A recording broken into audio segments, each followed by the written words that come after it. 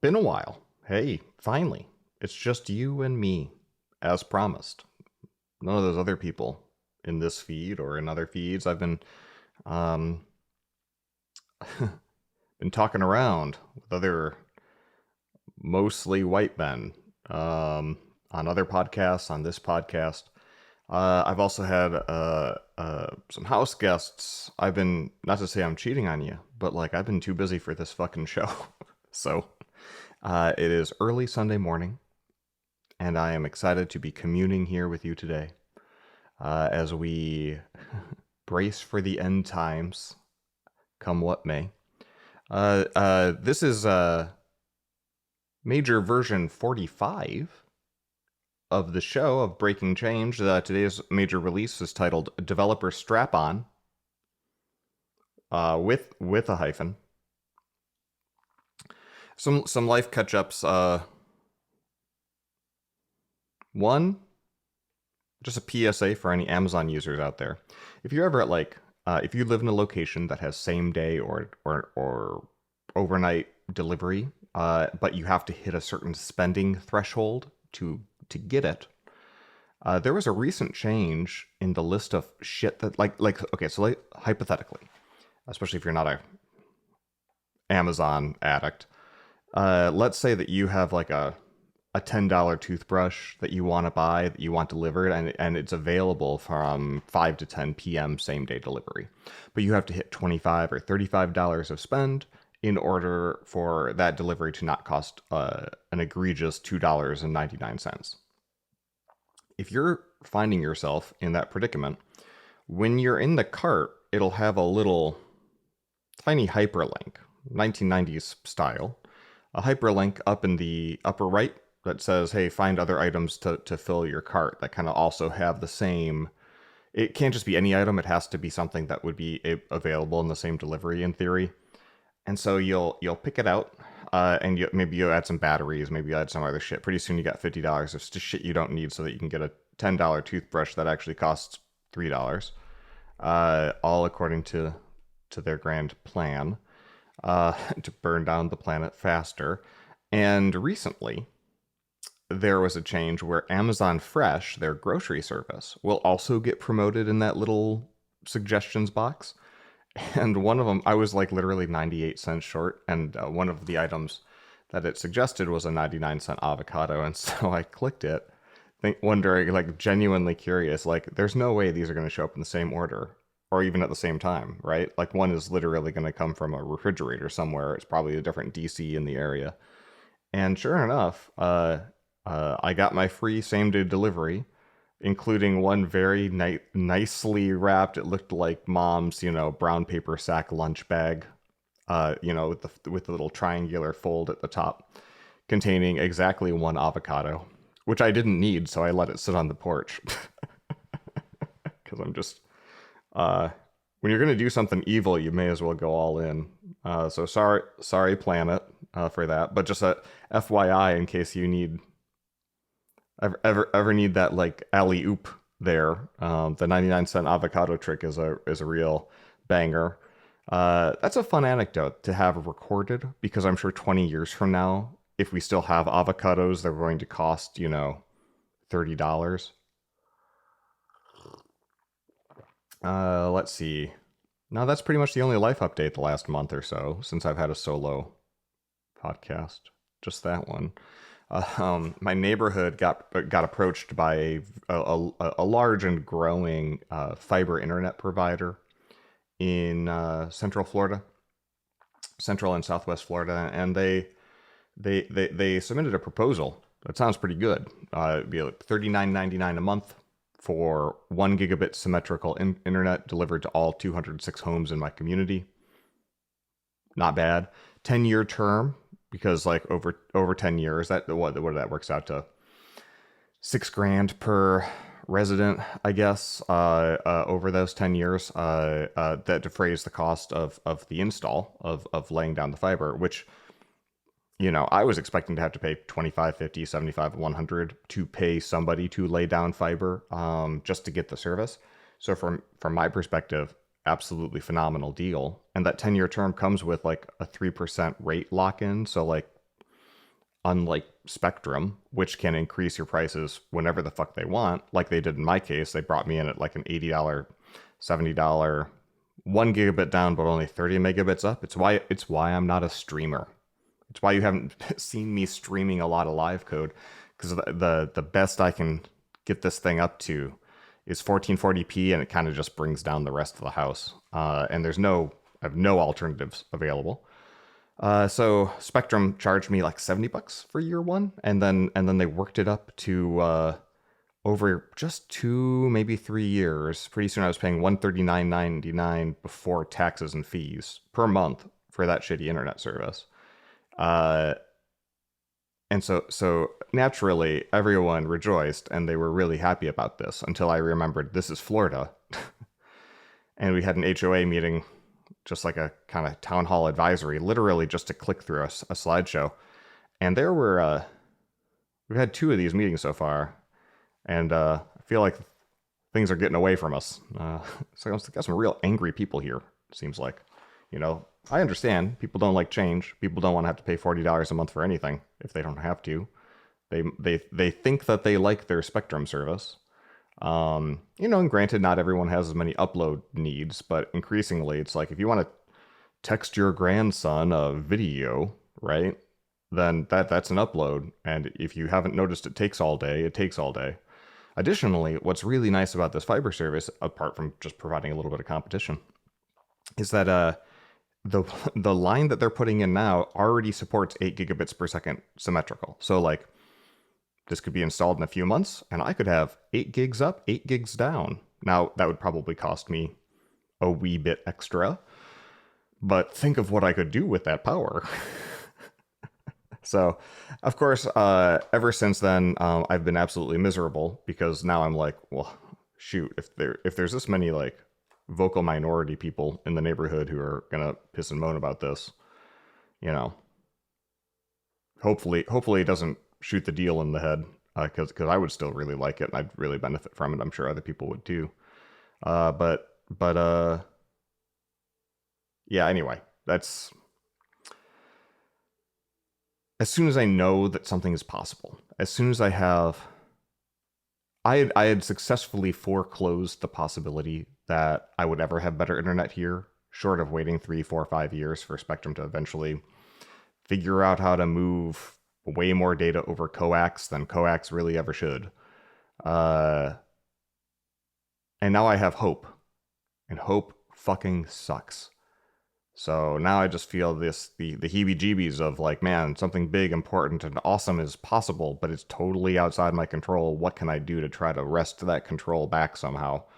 And so my little, like, the little rat that lives inside my brain and runs in a hamster wheel that belongs to a hamster that it ate has been spinning furiously on how can I somehow convince every old person that I'm right. And I think that ends with me probably getting shot on somebody's porch. So that's why I've got a podcast. Hello, good morning. In other HOA adjacent news, not this one, but for the Kumeyaay, the association for the condo in my new neighborhood in Shizuoka. I have no idea what they think of me yet, because they probably don't know I exist. But if you haven't been following the news lately, foreigners are not the most... Look, without getting too political, 2005, little towns, medium-sized towns had international relations departments in their city halls. The town that I was an intern in had literally a lounge that was just for foreigners to have free internet access, snacks, information, not just like how to get by and live in the neighborhood information. Like, you know, part of my job at the internship was like translating documents about garbage and hospital services and all that stuff into English. And there was another person who was translating it all into Portuguese. They had a lounge that would, you know, help you tourism and other things just to get the most of, like, you know, cross-cultural experience that you could during your time in Japan, whether you lived there full time or were just visiting the local castle. That Japan has like gradually slipped away, and I've complained about it here a few times, in part because of what is become known as Oba Tsurism, which I can't switch into katakana voice when I'm speaking English like this, but you can maybe piece together that's over tourism. And having their cultural heritage sites basically be reduced to a conga line that you have to kind of very carefully maneuver 24/7 has really turned a lot of people off, especially in those cities, and especially because those are also the places where media tend to congregate. There's just a lot of stranger danger, a lot of, we're seeing far right national backlash to globalization all around the world, especially as, the prospects of the middle class and social mobility of whoever the dominant group is in every single country starts to slide backwards, often typically for reasons that have nothing to do with immigration or the other or the out group, but have everything to do with just all of the systemic issues that we're up against. And the last 20, 30 years of wealth concentration and capitalism working at making the rich richer. And so here we are now, and they just elected a relatively far right. It's all still within the same party. People think about Japan as being like this one party system, the Jiminto or the LDP, the Liberal Democratic Party. Not as an autocracy, but as sort of like a permanent bureaucracy that sort of just glides through victory with just one or two little blips, and those blips were ultimately pretty inconsequential. But the LDP will almost always find a way to build a coalition to run the government, which means that they've got a very wide aperture for, center left to center right spectrum. And there is, of course, internal battles in that party. But the upstart Sansei-to party, which kind of means the do-it-yourself or kind of pick yourself up by your bootstraps, you can probably see where this is going party. They ran on a pretty aggressive anti-foreigner platform. Yeah, and they did way better than expected. Of course, a lot of expats on Reddit were freaking out saying these guys are going to goddamn clean house, and then they kind of did. And so as a result, the LDP responded by putting forward a prime minister and now a slate of ministers that are including a brand new position. I want to say she's a half Japanese, like a minister of not foreign relations but foreigner relations, which is a little worrying. So anyway, reason this is relevant to me in my life is that I close on a condo next June. And, it's possible that new regulations pass that will either drastically tax that transaction in a way that could be onerous and painful, which, whatever, I'm fine with. The yen is so weak that maybe I do, I'm happy to pay my fair share, right? Especially if it makes it more fair and equitable for Japanese people and helps defray the ballooning cost of living for domestic residents, as they haven't seen their salaries or wages appreciate much at all in the last 30 years. But also, there's talk being bandied about, and it's really hard to parse how much of this is just the expat community freaking out and how much of it is trying to read tea leaves in the media. It's possible that deal just might be, rendered impossible through new regulations having to do with foreign non-resident buyers of real estate. You might be familiar with similar regulations passing where it wasn't straight outright ban or anything, but in hot markets like Vancouver, British Columbia, with tons of Chinese buyers, especially like luxury homes and urban homes, and then just to buy them and sit as speculative places to dump cash. Tokyo's been seeing that ever since COVID, maybe a little bit before COVID, with institutional buyers basically buying up entire condo buildings and then reselling them to Chinese nationals as a way to park their money safely outside of the motherland. So, it's weird to have skin in the game in that sense, because I really, really am excited to spend a significant portion of my life in this city in Shizuoka. Initially just part-time, a few months a year, but imagining being there full-time as a real resident at some point in the future. So that's a bummer, right? Again, totally outside my control. I can't vote. And of course, the people who can vote, you kind of are just voting for this one blob, and they're going to do what they're going to do based on the, where the wind is blowing. So we'll just have to see. That's a friend of mine in town. When we were kind of discussing the last election and everything being up in the air here in America, he said, well, you can speculate and you can kind of treat it like a horse race and you can talk about it like sports and you can make predictions and stuff. But like, that's all really exhausting. So maybe we should just say, we'll see. And I remember being angry in response, like hearing that. I was like, no, listen to my predictions and then validate them. But no, it's true. Just, we'll see. Let it ride, Life is long and things usually aren't as bad as we think until they are. And then we get through it, or we don't. But all that we have is the present. Hello, good morning. We having fun yet? In lighter news, our brother who lives nearby came by a couple weeks ago, and we played Clue. Becky wanted to play Clue. Oh yeah, this was another thing to get me over $25 for a different same-day purchase on Amazon. It was like a $12 retro version of the board game Clue. I was scrolling while I was purchasing stuff, and she's like, Clue, I want that. I was like, all right. She apparently loved Clue as a kid. I've never actually properly played it.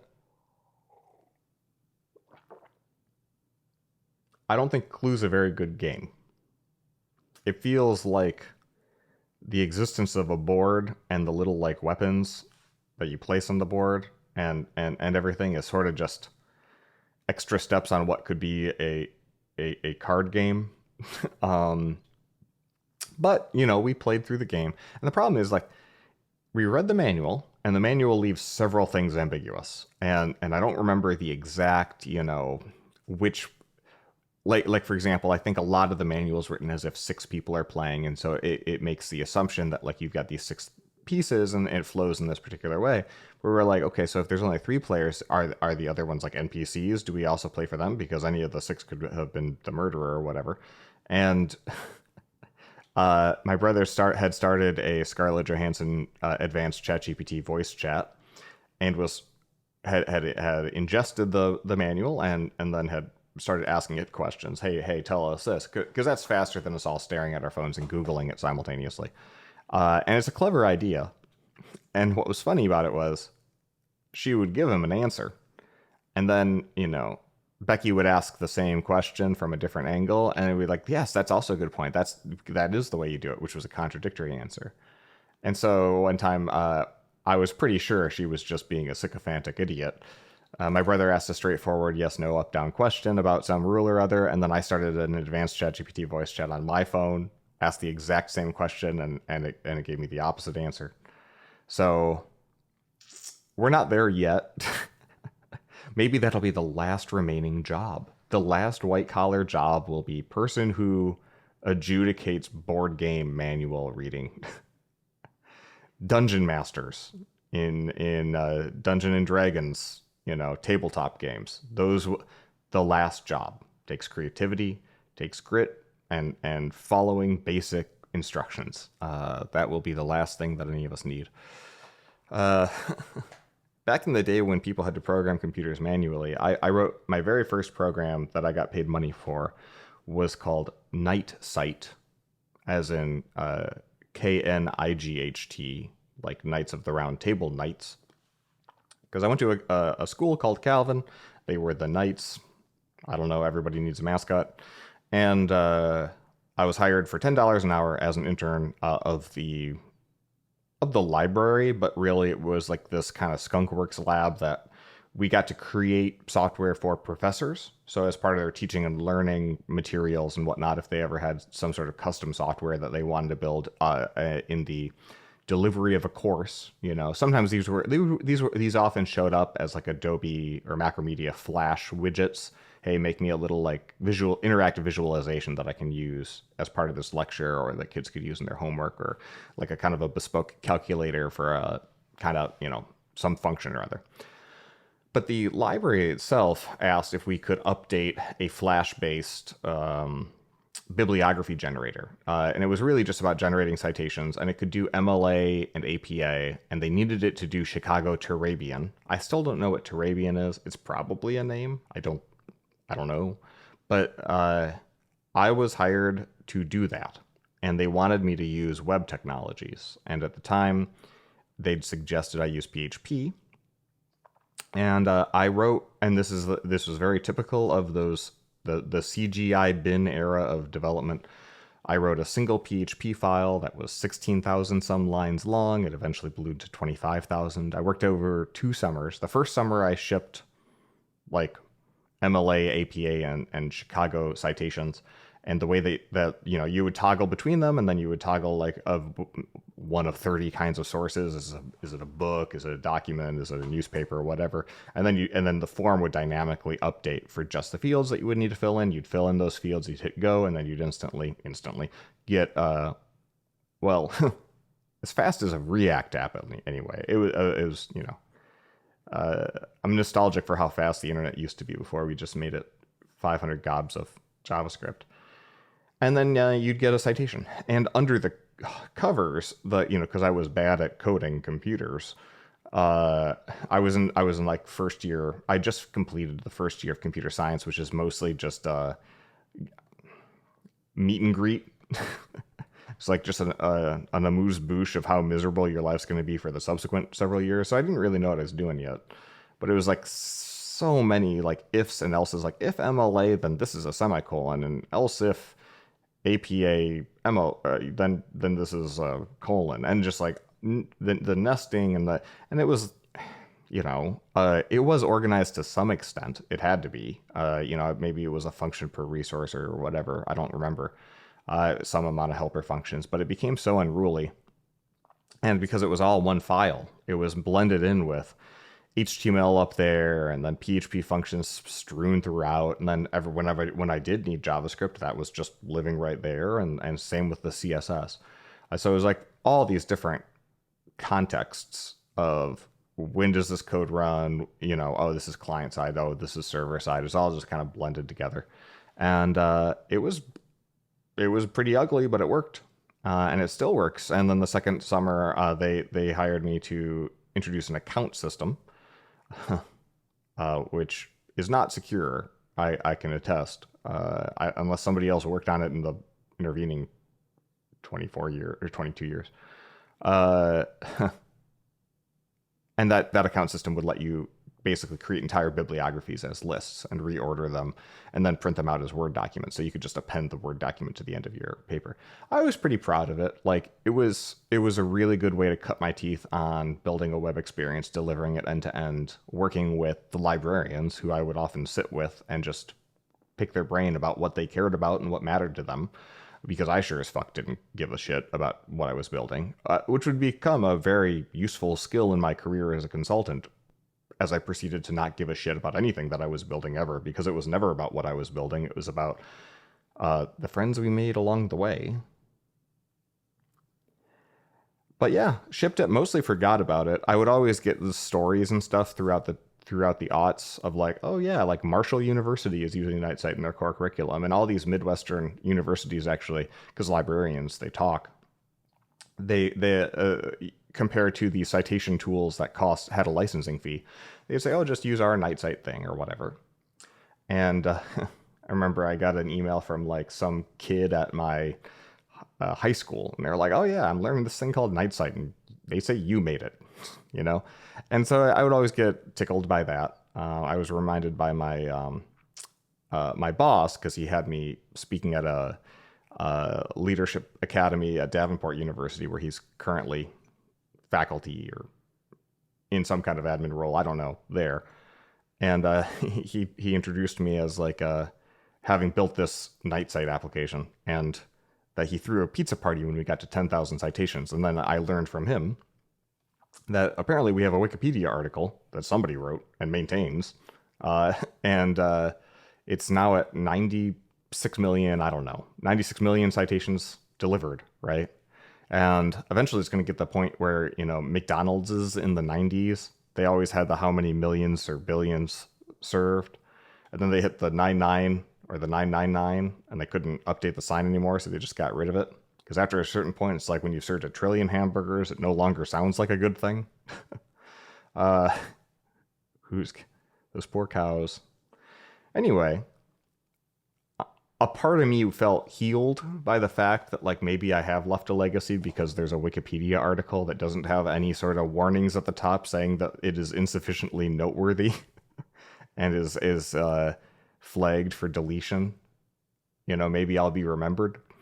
But as soon as I tweeted, I did my thing where I posted a take to my website and then that got syndicated. As soon as I said anything about it, I had 2 or 3 different friends either text me or email me a screenshot of my name in that article in red text, meaning that Nightsight, the tool, might have a Wikipedia entry, but me, Justin Searles, does not.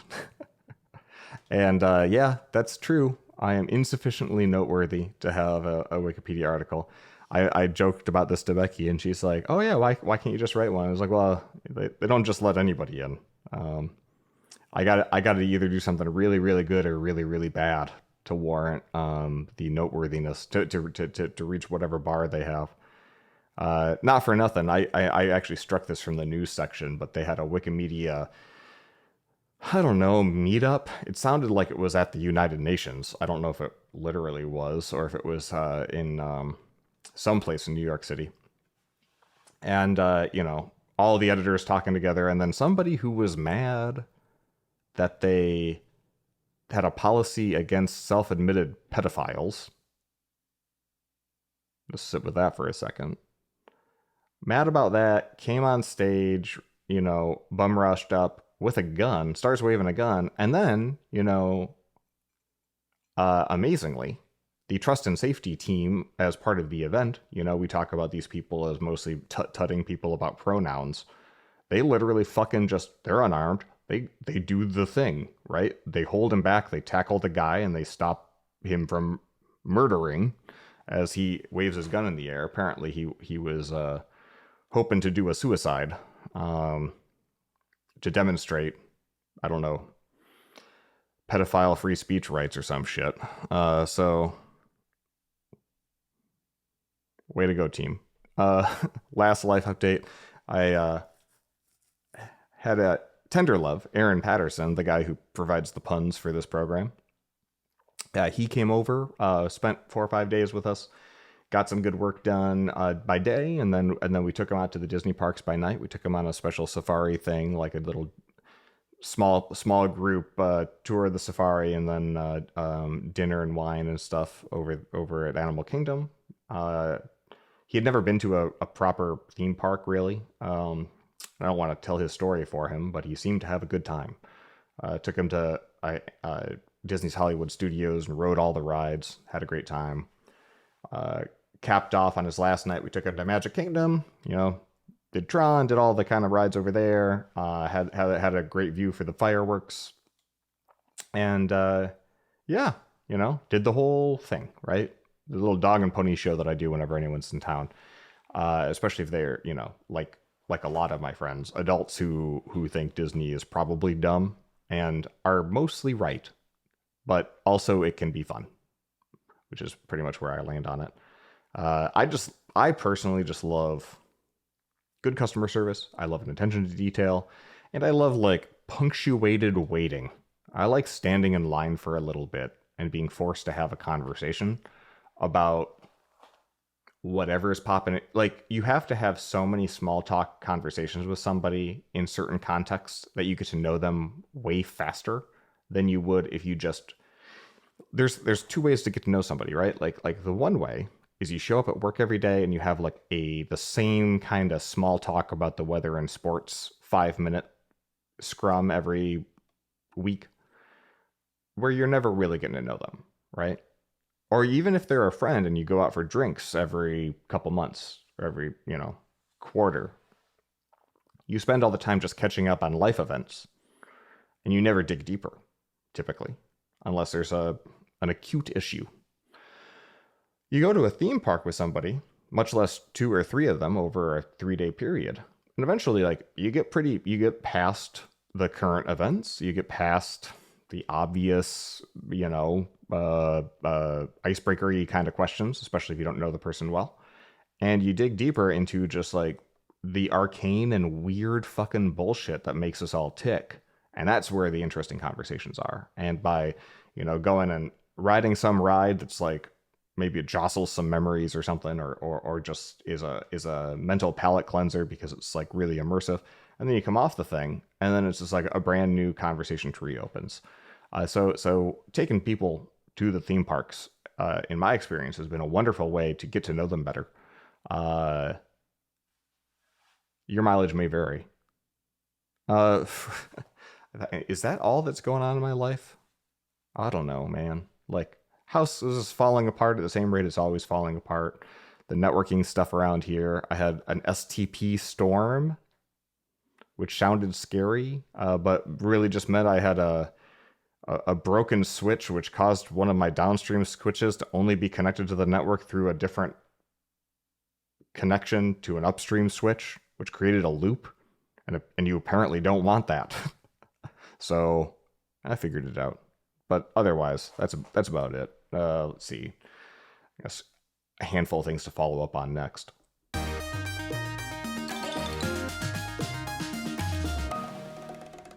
But just a handful. I mean, I'm still loving my iPhone Air for what it's worth. Apparently it's selling virtually none. Not surprising. Most people don't have good taste. Most people prioritize. They would rather carry an extra card deck worth of battery out of fear that they might run out of battery someday. I was talking to somebody about it, and they said, "Oh, I kind of regret getting the iPhone Air." I was like, "Why?" "Well, like this thing's battery is not that good." I was like, "Has it ever run out?" And they're like, "No." "What's the lowest it's ever gotten?" Like 25%. Okay. "And what would have happened if it had run out?" "Oh, I got the MagSafe thing in my bag." Okay. "So why do you want the other one that's heavier all the time?" And they just thought about it. And it was just this, they even acknowledge it's kind of an irrational fear of not missing out, fear of just the battery being not enough. I don't know what to do about that, especially because like so many of my friends just like work from home all day, and the thing is literally just sitting at their desk. I want the freedom to not have to have it plugged in at my desk or on a MagSafe charger at my desk. I get it. Whatever, man. You do you. But apparently enough people think that way, that the iPhone Air is a flop, and Apple's curse of trying to introduce a fourth kind of iPhone continues. First with the failure of the iPhone Mini for 2 years, and then the iPhone Plus for 3 years, and now with the iPhone Air, apparently. So I guess I'll just hold this one close, Tiny Dancer, as I assume we'll get exactly one more of these because it's probably already in the pipe, and then no more of these ever again, which is just disheartening. It's the same reason I'm bummed that we don't have a 12-inch 2-pound MacBook, even though Apple Silicon? I guess we say silicon. Between silicone and silicon, it's hard to keep straight. But with the fast Apple chips, a 2-pound MacBook should be completely achievable, and no one apparently wants that other than me, which is depressing. But yes, I love the iPhone Air. I'm on the record saying that. I'm very firm on that. I'm posse partying extremely hard. It's just a me party right now. Although I did get Aaron on it, and we'll see if he takes me up on my offer to help wire up his blog. Becky has her first part of her blog is experimentally on it. I'm starting to add, she wanted me to add support for Instagram stories and soon Facebook stories, which is interesting. So I have like an ephemeral feed that Posse Party consumes that is only exposed for the purpose of a stories channel. And then those go into her, ephemeral Instagram stories. And they're not published anywhere else yet, but like, it's not like I have to delete them from her server. So that those might turn into something later. It's an interesting problem though, because what you want out of that kind of workflow is, in her case, it's a website. you want to be able to take camera video straight off the selfie cam or whatever, and just upload it straight away. But with modern video, even if it's only a minute, at 4K HDR, that's 700 megabytes, 800 megabytes, depending. So these are large files. Then they get uploaded over, and again, if you recall, I have 30 megabits of upstream at my home. So you're waiting like 20 fucking minutes for a website to upload a file. And then once it does, Instagram's API only accepts relatively limited, set of codec restrictions, including that it has to be 1080p. So then I went through the work of writing a 1080p encoder that also has all the other bit rate and other rules applied, and it's a server-side thing. So after it receives an upload, it goes through and encodes all that information. I'm like, okay, great. And it encodes the video and it saves a compressed copy of it as a syndication file. And then that's the thing that actually gets listed in the RSS feed. And then the Rube Goldberg machine continues over a network hop, because then the Posse Party will consume that RSS feed, see that there's a new thing, create a new post, and then syndicate that to Instagram using its, Instagram integration. And all of it works, and all of it was set up just great. It took me a few days to, jigger that all together and get it tested and prove it out. And then I tried it with a real video that was actually that big, and I realized, oh fuck, I'm on Heroku. I'm paying $50 for each of 2 dynos, that is Heroku's for server. I've got 2 servers, are each $50 a month, and they each only have a 1 gigabyte limit of memory. So it's like 500 megs of that memory just goes to Rails and Ruby and like the base. So you only really have like 500 megs of real memory to play with. And that's not enough to do a 4K to 1080p encode with FFmpeg. It's just not. Upgrading to anything further with more would be like go from 50 to 250 a month, and then they have to be the same. So it would be like $500 instead of $100 for the server. And it's like a gigabyte of RAM does not cost this much money. And this is where people talk about like, oh, and now I got priced out of Heroku, and now I got 2 problems. So I don't know what I'm going to do. Right now I am, I've built a queue that is extremely focused on just this one task. But even then I'm a video like that will still chew up 1200 megabytes. The only reason I get away with it is that the encode will finish before Heroku kills the process, usually. But that's no way to live.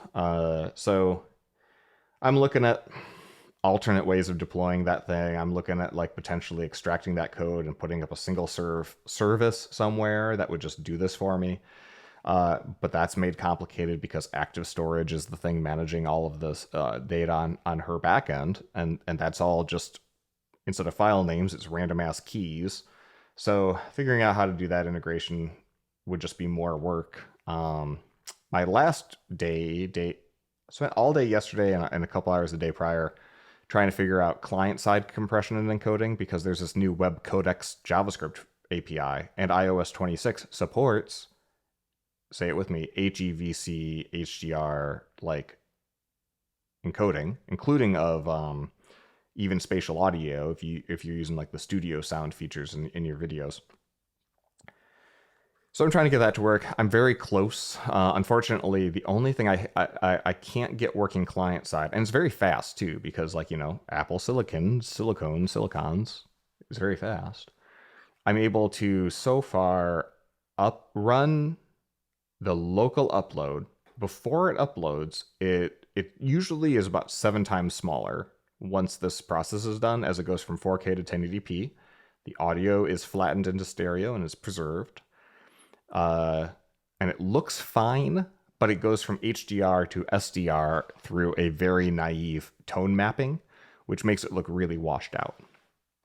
And Instagram supports 10-bit 4:2:0 chroma subsampling, which that I need to know any of these words at all is frustrating to me. But it means it should be able to do the same 10-bit, like HDR encoding that supposedly Safari supports on the client. And I I've thrown GPT-5 Pro at it, which is like the $200 tier. Like it'll spin its wheels for 10 minutes for you on a problem. And sometimes it'll tell me, here's exactly what you do. And sometimes it'll tell me, dog, you fucked. Go home. Get a hobby. I'm like, oh, this is my hobby. They're like, get a cooler hobby. So we'll see how that plays out. It would be really, really nice if I could get this done client side, because then solves the upstream problem, solves the need to get off the Heroku problem or further complicate, this backend. In fact, I could, if I'm able to get just a simple little site working that compresses these things. I mean, I could put that up as a static web page where all you do is upload your videos in bunny quotes and then have it just loop back to you the video that you just compressed so that you can save it again. And that would cost nothing to run. So fucking around with that. I'm still committed to like releasing Posse Party in some form or other by the end of the year. Aaron played with it and he was like, wow, this looks like a real app. And I was like, thanks, bud. So he thought it looked cool, I think. Still rocking away at using Codex CLI instead of Claude Code, having a mostly good time with it, especially this fork that I use that makes it feel more like Claude Code because it's more fully featured. Adds things like atomic commits and snapshots and rewind and all that. Rewind, resume. Has an auto drive mode that I like that never works, in that like you'll say, hey, just keep working on this till conclusion, and you'll watch it just keep extending rope with which to hang itself and then proceed to hang itself. And so I was at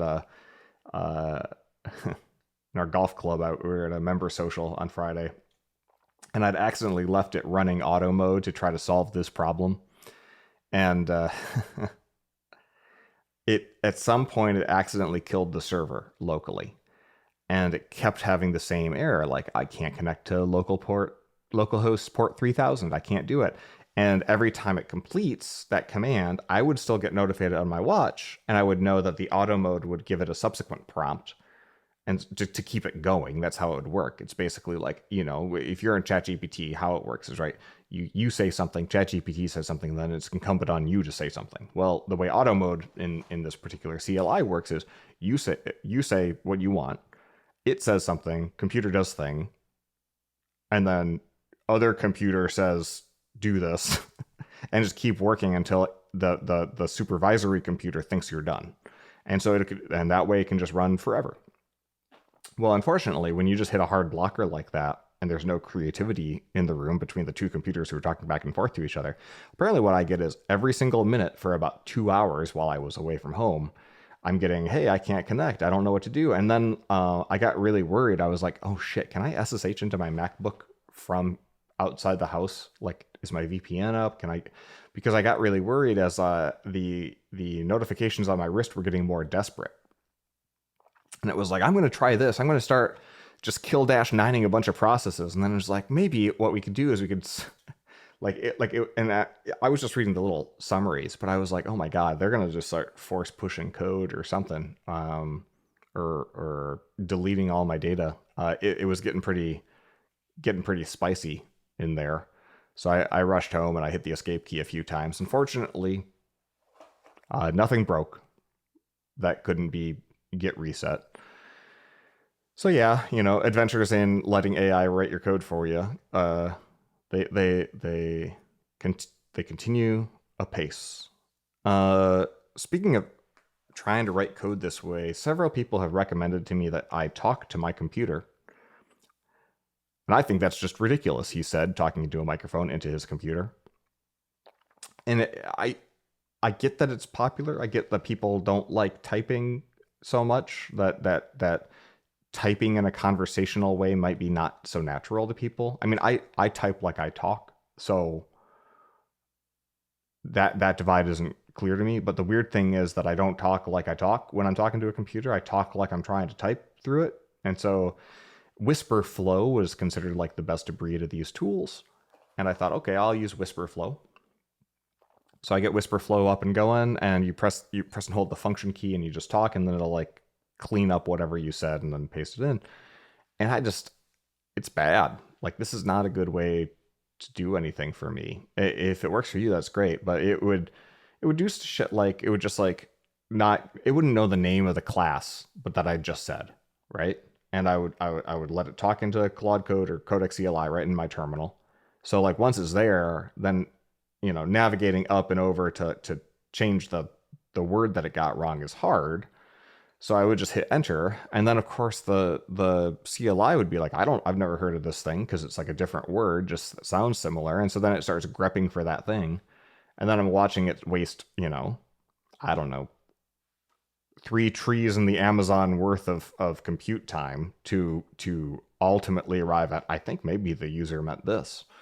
And I don't know, man. Like, of all the ways to save time, I think I'd rather just take a typing course and learn how to type better at this point. Too many people are treating vibe coding as like a horseshoes and hand grenades kind of thing. Like, as long as you kind of like put directionally kind of give the computer some sort of, idea of what you want, that's good enough. But what I found, and what I find time and time and time again, is when I don't get what I want, it's because I was insufficiently precise. I gave it too wide of a scope. I gave it too much to do, or I gave it too broad a remit of what I want. And what I really need to do is break it down. Like, yesterday's example is perfect. I started with, hey, go into this part of my app and add an extra little JavaScript controller that adds this encode to this existing upload form. What I didn't bargain for was that additional upload form like did other stuff. There was other JavaScript controllers in place. It, in fact, like, it was a little bit harder to click because there's a plus button, and then that triggers a thing that brings up a file attachment menu. There's all these other complexities. So you have to be logged in, all that.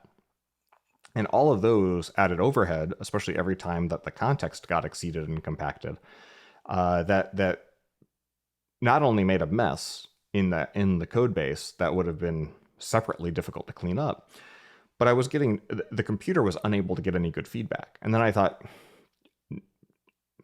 no shit, Sherlock. If I was doing this, I would have started with like a little blank, simple page that just had the form field on it and nothing else, and a server-side route that just printed debug information about the encoded video and nothing else, ideally as JSON or something it can consume easily. And so I told it to build that, and then I quit out, and then I came back in. I said, okay, given this simple little form, now do this client-side compression. And sure enough, it wrote a little test, and now it's got like 3-second, 4-second feedback of opening my actual Safari browser and adding the video that's in the fixture file, and then seeing the output and proceeding. And so naturally, that's when I started making actual progress. Like, you got to get specific. Now, somebody who doesn't know how to code, they're not going to know that. But like, I'm mostly hearing from engineers saying that they're using the just talk at your computer tools.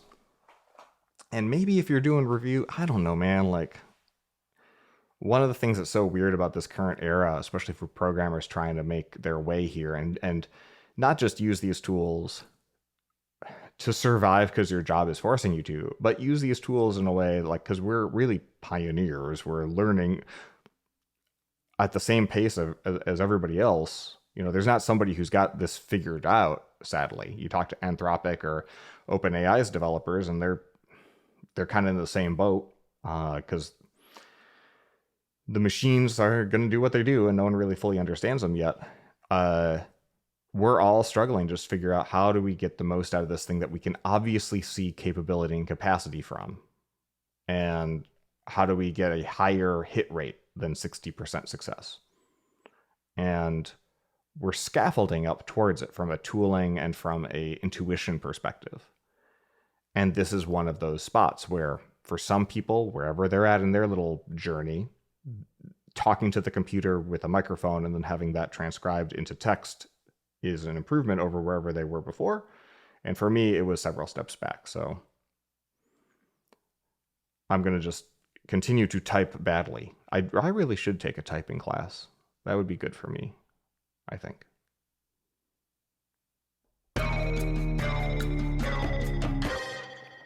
But I don't want to do that right now.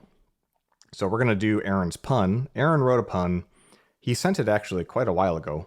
And then I didn't get to do one of these quite a while ago. It is now October 26th. Anyway, he sent this to me a while back. I'm going to read it. Aaron writes us a pun. I read it, and then I rank it. And come to think of it, I also forgot to open up my pun list. I have a list of all the puns. You can find it at justin.searles.co/puns. And you can weigh in on my ranking.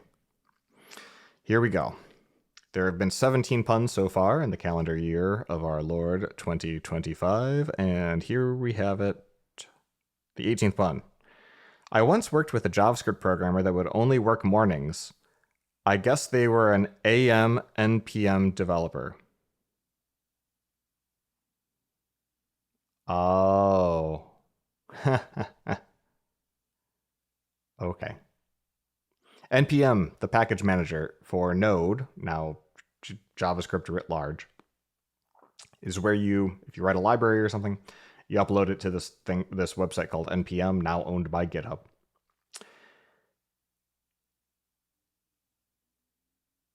JavaScript programmer that would only work mornings is an AM NPM developer. And so if you take that N to sound like and, AM and NPM, AM and PM developer. That got me. I feel like I got. So that's worth something. I once worked with a JavaScript programmer that would only work mornings. I guess they were an AM and PM developer. There, I read it right that time. That's hard for me. Where's this going to land? Well, let's start. Where's the current halfway point? Let's see, number 8. Number 8. It took me a while to figure out how to get my boat to float, but then I let it sink in. Love that one. That's probably... This one's got that phonetic cleverness that Aaron actually usually doesn't have in his. So I want to reward that.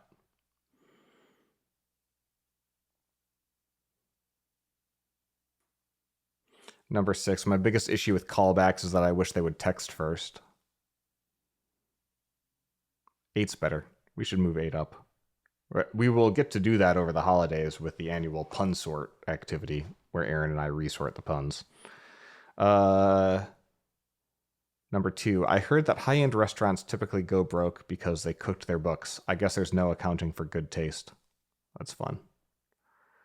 But where does this land?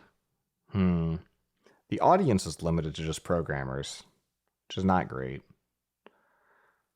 I don't want to say this is better than the boat one, although I could definitely look at like number 4, number 5.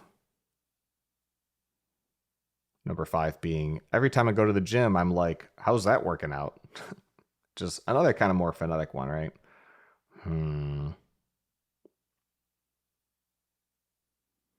Number 9 is, I really didn't get the hype behind mechanical keyboards until I tried one, and then it clicked.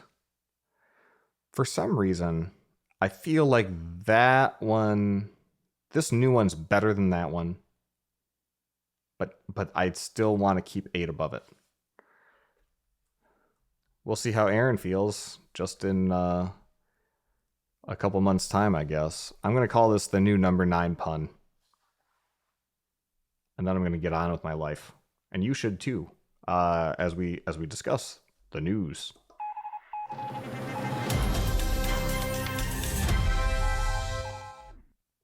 If you're ever listening to this program and you think that it might be evidence that you're suffering from cognitive decline by deciding to indulge yourself in this filth,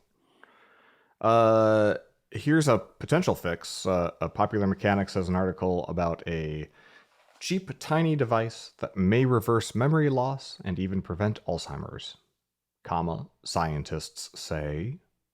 Basically, quoting the article, it is possible that microscopic structures, microtubules, in your nerve cells are unraveling, and with them, your sense of who you are.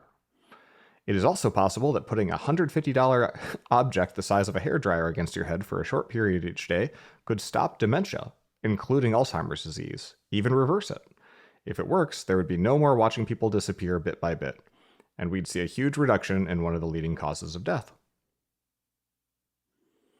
Apparently, EM, electromagnetic shit, has something to do with it. But I am not a scientist, so I will just link to this article. Anything that gives me hope. There was another article I didn't link to over this past month. By the way, the news is going to be all over the fucking place today because I had a scrapbook of like 40 different links. We're going to get whatever comes up, man. I might start reading some of these and be like, nah, next. Anyway, there was another article to which I said next that I'm going to speak to anyway about people getting ocular microchip implants in their eye holes with dry macular degeneration, which is the kind that I am slated to receive thanks to my own genetic testing and my mom and my grandfather's diagnosis. And then you wear glasses, and the glasses will have lenses on them that communicate wirelessly to the chip in your eyeball, and then the eyeball translates that electric signal such that your optic nerve can read it. And apparently it is restoring vision in the center of the eye to people suffering from dry macular degeneration. So that's cool. That's very cyberpunk. I would totally, I'd prefer that to going blind the way my grandpa did. It's a pernicious kind of blindness because you lose the center of your vision, but the periphery continues to be fine. And he was an engineer and a computer guy like me. And he had this old TI 99 4A computer, and he would just program it. Even, he more or less like a light switch. This just happened in his early 60s, and he suffered massive immediate degradation of his central vision. So he would off axis look at his computer screen like at the side. So he had to train himself to look at a wall straight on where he couldn't see shit, and then out of the corner of his eye program his computer. So if that ain't the most Searles ass thing you'd heard all day, hopefully I can avoid that. We'll see. Western executives who visit China are coming back terrified. Basically, and this is kind of, it's a new article, but it's kind of a retread of shit that like Jim Farley, Ford's CEO, has been saying for a while now. And I don't know how much this needs to be broken down, but like ultimately, if you read through this link and you think about it and you hear about the dark factories where the level of automation, the level of robots that are now displacing, human workers and laborers in Chinese factories. Imagining that like some tariff regime is going to bring an onshore manufacturing and that will lead to jobs because we have this idyllic image in our head of Rosie the Riveter and of like, dudes with lunch pails and, burly men, at UAW strikes or some shit. If even China is like, it's more economical for us to invest in, robots to do all this stuff, such that we don't even have to have the lights on in the factories. And then you consider the fact that like they've got a huge leg up on us in this entire regime of building the machines that build the machines. Between the thing about these technology share agreements that the Chinese state forces American Western companies to enter into in order to do business in China, where basically we have to give them a bunch of trade secrets and we have to kind of work in the open, so to speak, such that they have access to many of our patents. Now, if you read the book Apple in China, very, very good book, you kind of realize that Apple, just by virtue of building the iPhone in China, was knowingly complicit in their own competition arising because all of those people learned all those same tricks. And then that's why Android phones became, continued to be competitive with what Apple was capable of doing because they were training an entire generation of talent. And a lot of those secrets were intentionally being promulgated to Chinese-owned companies and as well as to the supply chain that could then serve Korean companies like Samsung and so forth. Those technology share agreements, that's a one-way sieve. That's from the West to China. There is no reciprocal situation happening, and no regime by which that would ever get set up. So when we say executives are going to China and they're coming back terrified, and part of it is we would need to spend, maybe if it took China 3 decades, maybe it would only take us 2 decades to maybe sort of kind of catch up. But that would also probably require them to take the eye off the ball a little bit. So, if you have a very zero-sum way to think about, the U.S. versus China in economics and stuff, and if you got a really strong valence in your head that has something to do with how to solve the human labor problem such that everyone has a good job, you're wrong on multiple fronts. We both won't and can't do that, and also those jobs aren't even coming back to the Chinese workers. So if you want to be cost competitive, you definitely wouldn't want to pay more for Americans to train them to do the same thing. What we need are more engineers and, of course, plumbers and stuff. But that we don't need that many. So figure it out, Earth. Everyone should just make bespoke, shitty web applications like me to occupy their time and give them a sense of purpose. That's what I say. It's working for me so far. Keeps me busy. Keeps the voices down. Another report, just counterintuitive, tech-adjacent market watch kind of news. Guardian has an article saying plug-in hybrids pollute almost as much as petrol cars. Petrol is a British way to say oil or gasoline. Data shows that PHEVs, one of my least favorite acronyms from the 2010s, 2020s, plug-in hybrid electric vehicles? Yes, PHEVs. Emit just 19% less CO2 than oil diesel cars, gas and diesel cars, and analysis by the nonprofit group.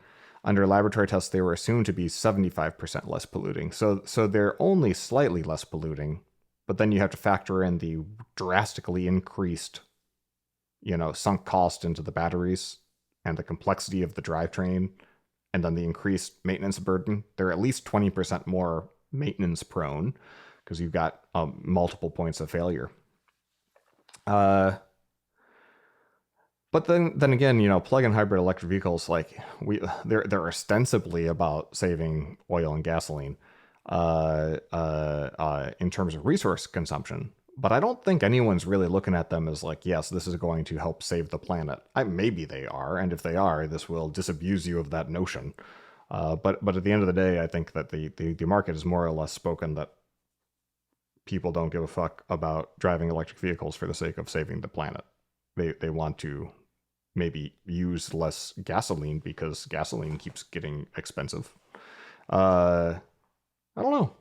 Well, so there you go. Counterintuitive things. I don't know, man. I like that I don't have to go to a gas station ever anymore, but I also don't like that my car is a robot that I can't control and has decided recently to start launching over speed bumps at 45 miles an hour again, like a goddamn teenager, driving by himself for the first time after getting his full license. After having had a permit and having to drive with dad. Teleconbini workers. Kombini, or convenience stores in Japan. They're world class. You go to a 7-Eleven and you can get all kinds of different products and home goods. Everything's fresh. The supply chain is remarkable. You can get fresh-assed salmon caught the day before, and rice, and it's microwavable, and it's really good, right? You can get all kinds of meals. You can get junk food. You can get, packages delivered. You can pay your utility bills. You can do everything you want at a konbini. You have a printer, faxer, copier, scanner system set up. You've got ATM that has a full suite of banking. At a konbini in Japan, you can buy concert tickets or sporting event tickets. You can do all kinds of cool stuff. They're really full service utilities for facilitating daily life. You can have it be the delivery point for all of your packages and pick them up there.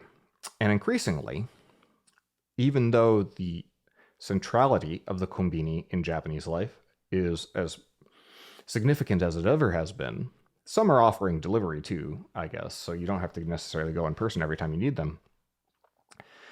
At least in the Tokyo metro area, the vast majority of konbini workers are no longer native Japanese speakers. They are from other countries, very often South Asia, increasingly Eastern European refugees. So like I've met some that are from Ukraine. In recent years, Japan's accepted a higher number of Ukrainian refugees than I think a lot of people would assume. And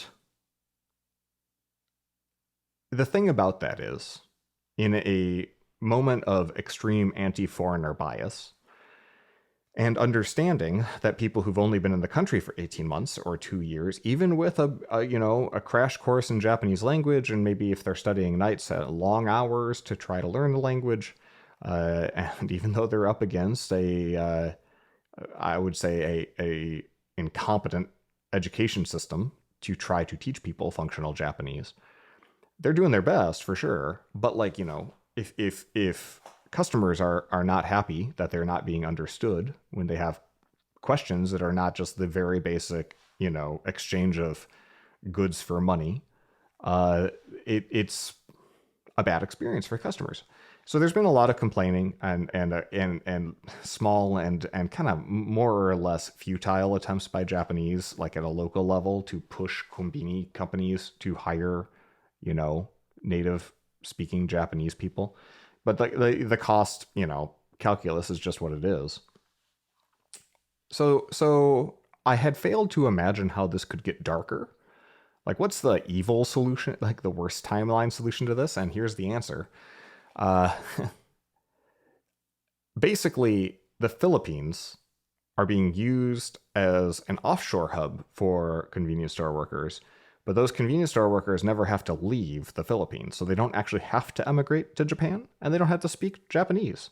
They simply operate robots as exception handling humans for robots that will do things like shelving and stocking and moving stuff around. So, the pull quote here: "It's easy to get young, tech-savvy Filipinos to operate the robots," he said. "Each teleoperator, called a pilot, monitors around 50 robots at a time," an employee told Rest of World, which is apparently journalism. Most workers in this article requested anonymity to safeguard their jobs. The bots are usually autonomous, but occasionally, about 4% of the time, they mess up. Perhaps they drop a bottle, which rolls away. Getting the AI bot to recover it by mimicking the human grip perfectly, the friction, the feel of metal in the hand, is one of the more challenging problems in robotics, and that's when a pilot steps in. So that's one way to solve the "I don't want to see foreigners" complaints, is you just keep them away and you let them drive robots instead. And yeah, sort of like how I'm worried my car is going to kill me. I think having a whole bunch of 700-pound robots with powerful arms that kind of honestly in the photos look a little bit like the Terminator skeletons. You might careful what you wish for, guys. In other Asian news, South Korea lost 858 terabytes of government data. But don't worry, they didn't have a backup. They have a special drive. It's the G drive, stands for government drive and has nothing to do with Google. Used by government staff to keep documents and other files. Each worker was allocated, by my standards, a paltry 30 gigabytes of space. According to a report from the Chosun, the drive was one of 96 systems completely destroyed in a fire, and that there was no backup. The G drive couldn't have a backup system due to its large capacity, an unnamed official told the Chosun. The remaining 95 systems have a backup data in online or offline forms. While some departments, is that a word? Departments? People in a department? I don't know. Do not rely on G drive. Those that do have been badly impacted. So just a continuation of government, like disaster recovery stuff, is typically really important and usually very well considered for all things outside of IT. 858 terabytes, though, it's a lot of data, but it's not so much that, I don't know, is South Korea in like the top 10, top 15 economies in the world? If they can't back up,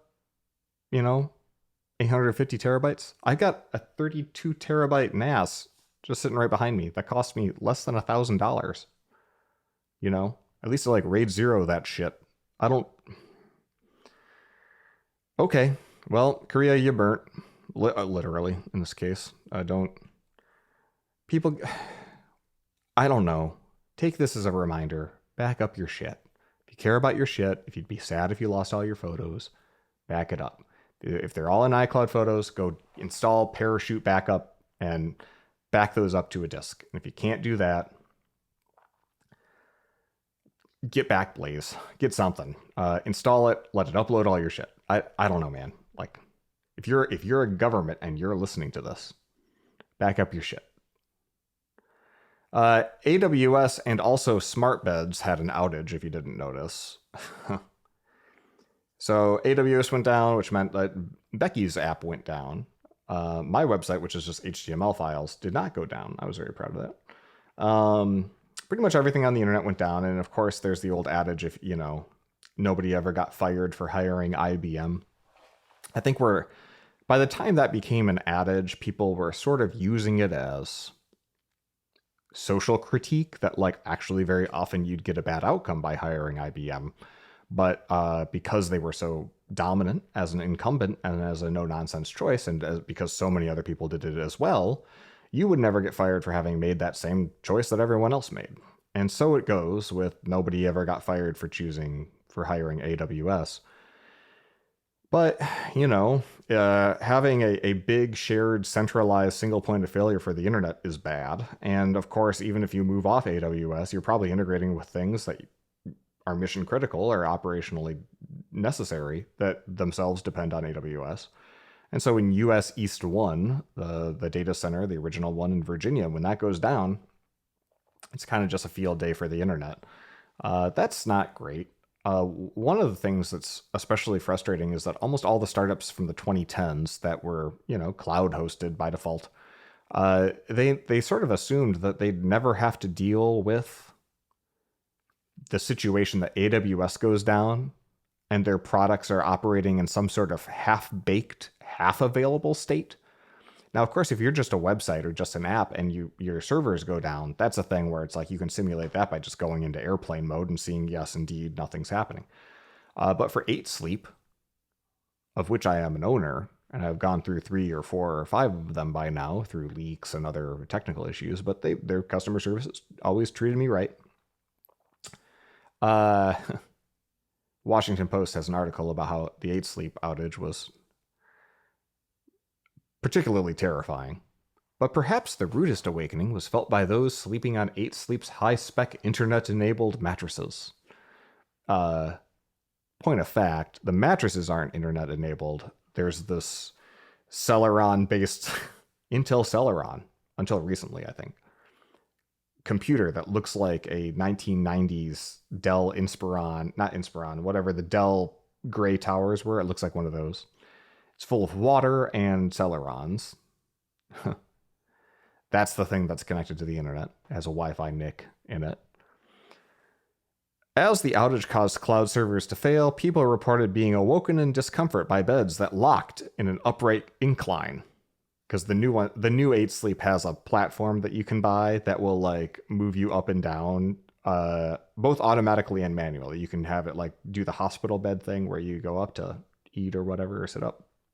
And it also will have a auto mode where if it detects your snoring, it can kind of jostle you to try to get you to breathe differently. Or beds that became unbearably warm, or blinked flashing lights, or even sounded their wake up alarm, which, in addition to sounds, could be vibration effects. So, fortunately, that didn't happen to us. But if a server goes down, I think first do no harm is probably a good policy. Maybe just, I don't know why that app had to do anything. Why the system? Anyway, welcome to the fresh hell of where we live. Next up, this is only quasi news. Friend of the show, Zach Holman. You might remember him as the early days GitHub employee. Later gave a bunch of speaking advice. Worked at several interesting companies after GitHub, including GitLab as an advisor, I think. And then, what was that HR company that we looked at? Like a recruiting and talent company. He spent a lot of his life obsessed with calendars and building calendar-based tools. I'm not sure how much of it has actually launched, but definitely fewer things have launched than that's been rolling around his head as his Moby Dick, his white whale. Well, he vibe coded a calendar app that merges all of your calendars and subscriptions to calendars into a single shareable calendar. So that you can have like a family calendar without having to manage like 15 different subscriptions on every individual's like iPhone or iPad. It's $30 a year, and it's called Calendering. Calendering, like CALENDEARING.com. Like commandeering, but calendars, but that would be two E's. Calendaring would have been nice, but probably taken. Anyway, whatever the name, that's what it does. And you might notice that my face is at the bottom because he made up a pull quote for me. It said, "I'm driving with focus turned on. I'll see your message when I get where I'm going." And then my name, and then underneath that, will likely mention this in a podcast. And so that made me chuckle. And so since, as promised, there I am. If you put my name on the internet, I am just vain enough to do whatever it is you tell me to do.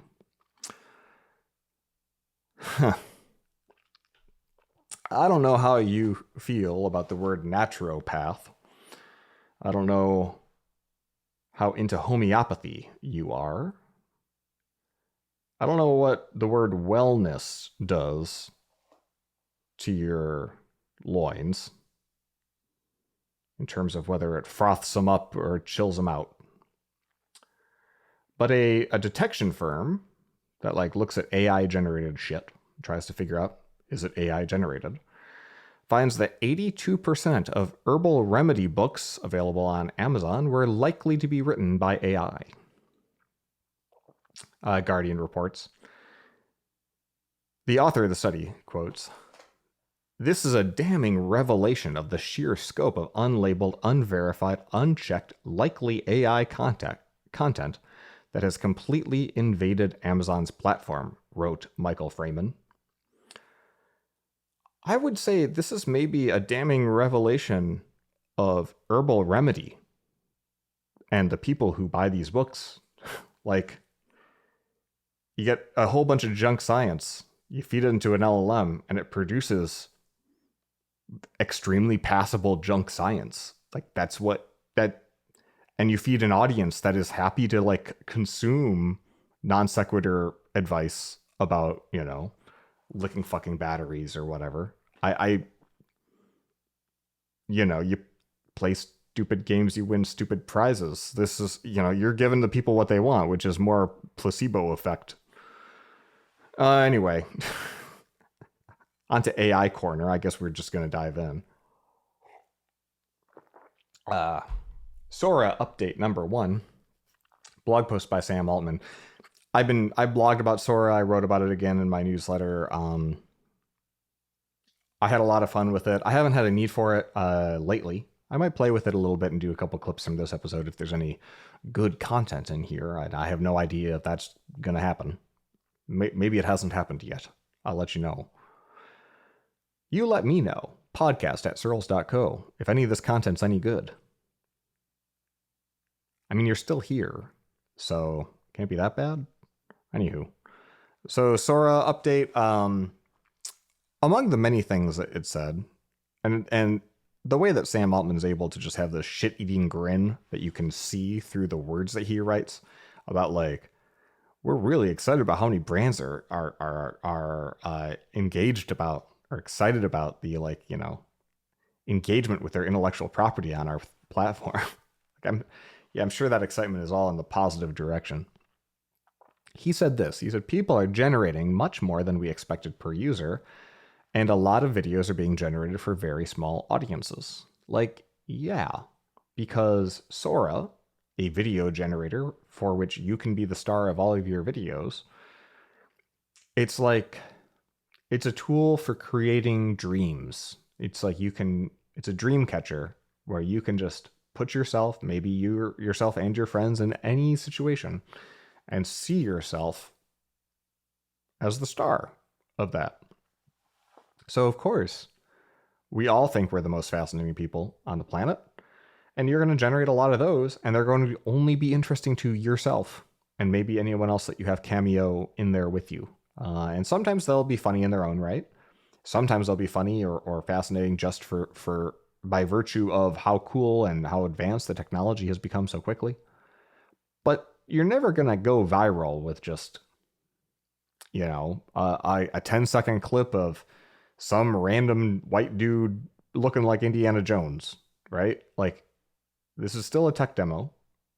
Real storytelling will require longer form video, more control over script, more control over directorial cues, anything that would actually be, you know, right now, the best way to go viral on Sora is to have something that's just clever and short and really creative, you know, like a cop drama starring three-dimensional, you know, 3D animated gingerbread men or something, right? Like, you'll see something like that and be like, okay, yeah, sure. But none of it's going to be incredible because you're just limited by the form.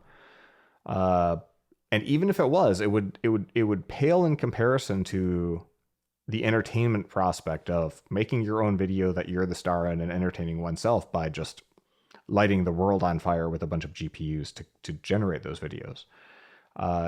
So if they were expecting this, and this is, I think, the fact he's writing this, and sometimes Sam Altman, CEO of OpenAI, he will write and say things about how surprised he is about how people are using said tool after the fact. And sometimes that is a feigned reaction. Like, there is no actual surprise. But sometimes the surprise is clearly genuine. And I do wonder how genuine this one is, because this is dreadfully obvious to me that this would be a 70%, 80% creation tool and a 10 to 20% consumption tool. And I think therein lies the rub with how do you ever actually make money off this shit? Because not everyone's like me. They're not going to pay $200 a month for a fancier Google. They won't pay $10 a month for Kagi, right? They're not going to pay $200 a month to get priority Sora access because it's a novelty. And most people they don't prioritize creating videos, as evidenced by how few people create videos on Instagram and TikTok, and how we're all just lurking and doom scrolling for mild enjoyment. And so I don't know if I'm an investor in OpenAI or in any of these the whole category of product of, like, AI soothsayer, right? Of an oracle in the cloud that can just conjure up any image or audio or text that I might want. If you know, and we have a lot of data based on SaaS products priced over the last 20 years, if you know that subscription revenue isn't the thing, isn't going to be able to generate enough revenue to justify these valuations, and you know that the costs aren't going to go down to zero or anywhere near zero anytime soon, because economies of scale, they don't work if the frontier models keep getting bigger and growing and in expense in both training and inference at a super linear rate. You know, it's getting more expensive faster than these companies are increasing their revenue based on subscription. So that's not going to be the thing. So then you think advertising, just like, well, Sora looks and feels just like Instagram and TikTok. It's got a feed, and as people are rolling through that feed, we'll just throw ads in. Well, that only works if people are scrolling through the feed, and they're not. They're just making shit for themselves. And I'm sure that 95% plus of Sora videos just sit in the drafts folder because people just look at them. Yeah, I don't know. I think Sora is one of the most important things that's ever been released in the era of the internet. And also, its moment is mostly done now because it is an appetizer to things that will come. But that doesn't mean it has staying power on its own. Oh, it's 8:30. If you can hear that, it's time for Connect 4, which is a thing that Becky and I do every morning. It's like our stand-up. We will have to defer to later because you, my dear listener, are the priority right now. Yeah, so Sora, I think it's really important, but also just kind of irrelevant. It lives in this superposition and this part of my brain where it's like, yes, like I can see now exactly what this is going to do 20, 10, 5 years from now to the movie industry, right? To the creator economy, like the destructive impact that it could have. But it's not there yet. And so until it hits a tipping point, a lot of these things are about a tipping point, right? If and when it hits a tipping point, then it will have this tremendous destructive potential. And will that destructive potential, the creative destruction of capitalism and technological process, will that be backed up by something that generates as much revenue and income as the current system? So far, the answer seems to be like the AI is demonstrating a tremendous capacity to displace and destroy these existing systems, and not a lot for just making money in its own right. But the investors aren't paying for jobs to get destroyed per se. Like they might be benefiting from being able to have smaller staffs or fewer accountants or cheaper paralegal, billable hours as a cost center. But the upside's got to come from somewhere. So this just feels all unsustainable. But don't worry. Speaking of destructive power, ChatGPT is blowing up marriages as spouses use AI to attack their partners. There's an article from Futurism. Started reading it, and I thought the most fucked thing in this article is this quote. It said, "Our son heard us arguing," the husband told Futurism. And now I've got the doorbell ringing. All right. Big day here. "Our son heard us arguing," the husband told Futurism. "He's 10, and he sent us a message from his phone saying, 'Please don't get a divorce.'" I read that and I was like, you gave your 10-year-old a phone, you fucking idiot. Okay, well, when there's yelling in the house, additionally, it's like, we're arguing, and our son doesn't feel safe to come into the room and talk to us. He texts us, listening through a wall, and we don't stop everything that we do right in that moment and say, we done fucked up in numerous ways. And then, all of one paragraph later. "She took his message and asked ChatGPT to respond," he recounted. "This was her immediate reaction to our 10-year-old being concerned about us in that moment." I hate everything. I hate it so much. I just hate, this is who we are now. The husband, this is a one-sided article because it's coming from the husband's perspective. He's the one being interviewed. "We've been together for just under 15 years total, 2 kids," he explained. "We've had ups and downs like any relationship, and in 2023, we almost split. But we ended up reconciling, and we had, I thought, 2 very good years, very close years." And then he sighed, the whole ChatGPT thing happened. I'm going to just keep reading because this is morbidly fascinating. Over this past summer, arguments that they'd worked together to resolve years ago came suddenly and ferociously roaring back. What he eventually realized was that his wife had started using OpenAI's chatbot to analyze him and their marriage, holding long, drawn-out conversations over text, and the chatbot's phone-like voice mode feature. Quote, what was happening, unbeknownst to me at the time, was she was dredging up all of these things we'd previously worked on and putting it into ChatGPT. As his wife leaned on the tech as a confidant means journal meets therapist, he says, it started to serve as a sycophantic feedback loop that depicted him only as the villain.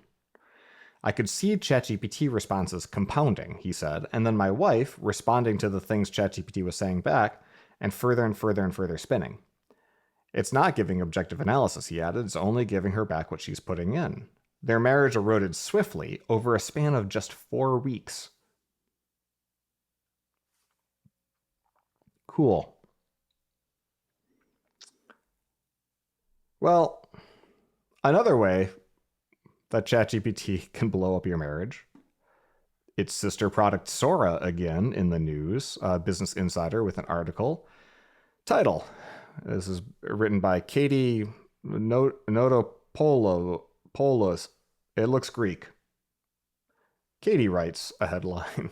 Well, her editor writes a headline. Sora might have a pervert problem on its hands.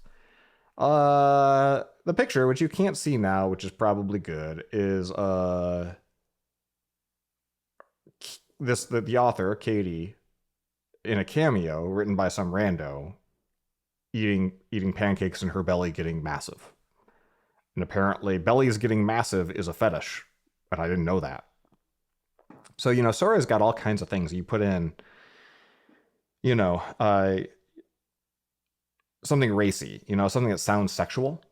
So, depicting sex, of course, but like also just like any reference at all. Swimsuits, like it won't do one of me in my own sauna because saunas are too risque, or it uses the word racy.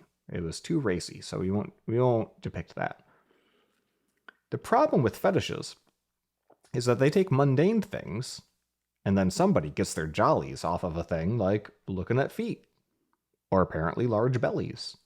And what are you going to do if you're OpenAI at that point? Are you going to try to preempt everything that could possibly be fetishized up front and be like, all right, so every time a Sora prompt comes in, we got to go and search the dark web. We got to search 8chan and 4chan, maybe Reddit, and try to find, is there a fetish for this? Is anyone possibly sexualizing this thing? And then rule 34 of the internet is like, if there can be porn of it, there will be porn of it. Tells you, pretty soon, like everything could be fetishized. So what do we do? The way that Sora tries to protect users from being depicted in other people's perversions is that the cameo feature, where you've recorded your avatar, by default can only be used by you to generate videos of yourself, but you can also ratchet that up to a select group of followers, or to a mutual followers, people that follow you that you follow back. Or, like Katie apparently did, you can be a woman on the internet and you can just make your cameo completely public. And then you can let anyone on the internet make videos of you. Which might be a great way. I mean, Kim Kardashian, famous because intentionally leaked a sex tape, worked for her. She mentioned somewhere in the article, it's like, people are, if you look, you'll find that there's not a lot of women on Sora. And you might wonder why. It's because they have the fucking common sense to not be put in this situation. And also, I have a feeling that when I let other people make cameos of me, not very many want to fetishize me. And honestly, that kind of bums me out. Like, sure, I might feel threatened and unsafe if people started making sexual, weird-ass, perverted videos of me. But the fact that they aren't is somehow also kind of depressing. Like, what did I ever do? Like, I work out every goddamn day. I've been really, really tracking, like, my food intake. I realize I'm 40. I'm not getting any younger. But like, this is the best I'm ever going to look for the rest of my life, probably. And even then, people aren't making sexualized videos of me. Like, I feel like my worth in the sexual marketplace, even though I'm happily married, right? It would just be nice to know, to feel validated, that somebody wants to make belly fetish videos of me on Sora. But they don't. Just because I'm a man. That's fucked. You know? So, I'm sorry that that happened to Katie and to anyone else on Sora who feels victimized here. In fact, if you do, just at those randos and say, hey, why don't you make a cameo of Searles instead? He needs a win. I should probably move on to the next story. Oh, God. I didn't put this next to it on purpose. The Verge reports that Sam Altman says that ChatGPT will soon allow verified adult users to sext with it, giving ChatGPT yet another way to break up marriages. Again, the destructive force of these tools is quite impressive, but I don't know that it's making up for it in terms of its, what's being created in its wake.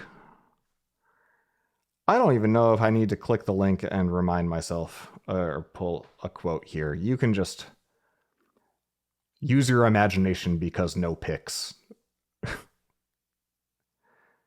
I don't want to be. I don't even want to be around anymore. Said people who want to go on a trip. Well, if you want to go on a trip, the BBC has an article about people going on trips, traveling the world, using their chatbot as their travel planner. Now, of course, when we talk about travel agents, they are functionally useless in today's society because you can book everything yourself online. You can research, you can go at your own pace. There's not this gatekeeper of, it's true that, travel agents used to be able to get a good deal and preferred rates and be able to bundle things. And it's separately true that here in Orlando, we got all these travel agents that specialize in Disney trips, and that understanding how to plan a Disney trip is an absolute pain in the ass. And so there is a certain information arbitrage aspect where that, like, as a middleman, they can help ameliorate some of that pain of research and learning. But in general, travel agents are going away and people are just booking their own shit. But in terms of what do you do once you get to the location, apart from having the flight booked and the hotel booked, it's like, okay, so what do I do? And you might say, oh, well, you could search Yelp for restaurants and stuff, or you could search, I think Aaron was talking about, he still reads, is it Rick Steves, the Europe guy on PBS, for advice on traveling in Europe, where to go, Lonely Planet guides, that sort of thing. And as people stop relying on those tools, if they even still know about them, instead we've got, Google, which has become more or less useless. Things to do in Athens, right? So people are asking their chatbot for shit to do. And let's say hypothetically, it starts off by listing 10 real places. But then you say, well, is there anything like this? And you can kind of combine 2 or 3 of those ideas. Beyond a certain point, especially if you've got chat-based memory turned on and personalization settings turned on, it'll start hallucinating places that don't exist. So this link is fun just because it's the greatest hits list of people traveling to places that don't exist because ChatGPT told them to. Our recent Fast Company article recounted an incident where a couple made the trek to a scenic cable car in Malaysia that they had seen on TikTok, only to find that no such structure existed. The video they'd watched had been entirely AI generated, either to drum up engagement or for some other purpose. Miguel Angel Gongora Meza, I'm really good at names, founder and director of Evolution Treks Peru, was in a rural Peruvian town preparing for a trek through the Andes when he overheard a curious conversation. 2 unaccompanied tourists were chatting amicably about their plans to hike alone in the mountains to the, quote, sacred canyon of Humante. They showed me the screenshot, confidently written and full of vivid adjectives, but it was not true. There is no sacred canyon of Humante, said the name I struggle with. The name is a combination of two places that have no relation to the description. The tourist paid nearly $160 in order to get to a rural road in the environs of Moyapata without a guide or a destination. Cool. It's sort of like, does this end with a Donner Party kind of thing where you just have all of these idiots in a place that doesn't exist without food, water, transportation, or shelter, and then they start eating each other?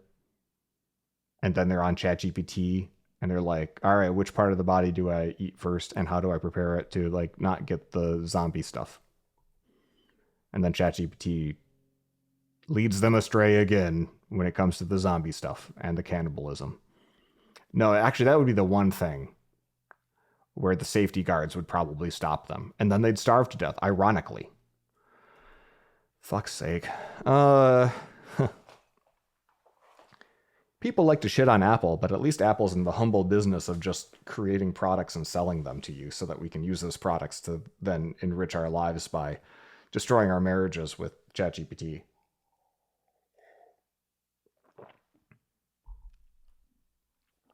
I need a minute. God damn. Why do I do this to myself? Why do you do this to yourself? Hello. Thanks to increasing regulatory pressure around the world, there's the DOJ lawsuit in the US. There's Japan's passing laws. Obviously, Europe has the Digital Markets, Digital Services Act, and other regulations that are affecting Apple.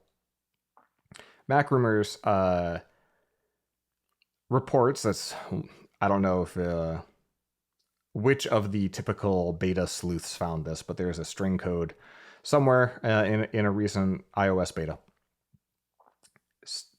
The text says, choose which apps can send notifications to your accessory. Notifications can be forwarded to one accessory at a time. Notifications will not appear on Apple Watch while notification forwarding is turned on, reads another line. What this probably says is that right now Apple Watch has preferential treatment. It gets all of the notifications from your phone mirrored to the Apple Watch. And those notifications aren't just like the Bluetooth text messagey kind of notifications. They're actionable. They have smart replies. You can click reply and type text back. Maybe the notification could have 2, 3, 4 kind of multiple choice options. You might not think about it very hard, right? And sometimes they take a long press to discover these things. But the fact that the actions are the notifications are actionable is a tremendous benefit because it means the smart watch, without having an app installed, could reply to a text message. And that functionality is something that if you're wearing the Meta Quest 2 headset, it can Bluetooth pair and get the message inbound. But you're in a VR headset. If you want to reply, you got to remember to do it later, or you got to take the headset off, find your phone, and go and do it there. And it's a massive competitive disadvantage. So if I'm Meta now and I'm building like the smart glasses and I've successfully sold a bunch of people on them and it mostly duplicates functionality in the watch, like having interactive notifications be a really important feature. So that's one of the things on the long list of things that Apple's being pressured to have to loosen up. And it looks like they're actually putting in that infrastructure now, calling it notification forwarding is the name of the feature. And frankly, that's a good thing, because the Apple Watch shouldn't have a monopoly on the entire ecosystem of connected devices. It is curious to me, however, that they're building it as a poison pill here. You know, like you can have it either on your Apple Watch or on literally any other thing, but only one device at a time. Strikes me as something that is not a true technical limitation so much as a fuck you to the regulators to say, okay, well, most of the people wearing these Meta Ray-Bans also have Apple Watches, and now we are going to force them to choose. And they still like our thing marginally more enough than the other new upstart thing. So now the upstart has to, on day 0, offer more utility and value than Apple Watch in year 10 or 11 or 12, which it won't be able to do because no new product is going to just hit it out of the park that quickly. So if you're a Pebble sicko, like, sure, you know, if it's a watch for a watch thing and you're deciding to use a different product, maybe. But if it's a different form factor, a different kind of wearable, or whatever the fuck, something tells me that Apple has designs to defeat the regulation by malicious compliance. But how long will that last? We all ask, as Bloomberg continues to report on succession planning at Apple. The loss of COO Jeff Williams to the selfish and ridiculous decision to retire at the age of 65 or whatever has left a bit of a hole in the succession chart, because he was the hot swap for Tim Cook. He's basically also an operations guy, ran the numbers, knew the business inside and out. If Tim got hit by a truck, Jeff Williams could step in and probably continue to operate it as was. And everyone in the organization, I think, operated under that knowledge. And so, like, you know, I don't think there would have been some sort of coup d'etat. I don't think the board would have gotten upset about that at all. I think that's probably been the plan for a long time. But now that he's retired, it's dredged up the, hey, how long is Tim Cook going to be around? And some other, you know, Apple pundits are saying, hey, he's got to go. All this Trump stuff, the kowtowing, you know, or, you know, take your pick of different strategic priorities that they maybe don't like, or design decisions. It's like, you know, some people are ready to fire him over like the fine woven cases being scratchy. I don't know, man. Like, Tim Cook's made a shit ton of money for that company, and the stock is like 30x, 40x more valuable, whatever. He's not going to leave for those reasons. In fact, the worst thing that he could do right now is hand the reins over to somebody else and then tell that person, good luck with this Trump administration for 3 years, and not just completely defiling yourself in the process to keep us afloat. So, but one can wonder, you know, that Tim Cook, as an out gay man who is very clearly not super comfortable when he's handing trophies to the president, and his hands slipping and his voice cracking, you know, guy looked like he was shitting razor blades up there. It's clearly not enjoying himself, but he's doing what he thinks he's got to do to not have the Bud Light hiring a transgender, you know, influencer for an ad situation, right? By stoking the ire of half of the country in a way that went viral. You know, Bud Light is no longer a popular beer. And Modelo takes over, right? Because the right side of the country just decides, okay, well, no more Bud Light for me. And that's all it would take, is Trump saying something like that about Apple. And you could see a precipitous decline in the purchase of Apple hardware. So you're Tim Cook, you know, like, I'm going to do the bare minimum to keep the peace. You know what? Don't need to retread that any further, but that's probably where things are, at least in his head. But come January 20th, 2029, kind of regardless of which way the subsequent election goes, I suspect he's going to feel like he's run his race and be ready to hand this thing off. And maybe go into a board role, you know, chairman of the board kind of thing. Just make sure that the trains keep running on time. Well, John Turnus, the current SVP of hardware, is considered the most likely next CEO. He's photogenic. He's likable. He's done a fabulous job. I would say not only running hardware in spite of Johnny Ive's excesses, but restoring Apple hardware to excellence pretty much across the board since Ive was invited to succeed elsewhere. Where Apple's hardware now is pretty much universally phenomenal. Like, highest quality, the chips on down, on up, everything about it is like, you know, best in class, grade A stuff. Now, you can always find an Android phone that might have some smattering of specs that look better than the iPhone specs, but when you consider that it would be impossible to do that at Apple scale, or you take it in holistically in terms of the overall trade-offs that Apple's dealing with, because they're not just building phones for like really, really niche nerds. Apple's hardware is pretty incredible. If anything, the hardware has just pantsed the software time and again because the software is not able to keep up in terms of the same level of quality and fully exploit and sell the hardware in terms of make a case for why it's necessary. And that's why we got 5, 6, 7-year-old iPads still basically being good enough.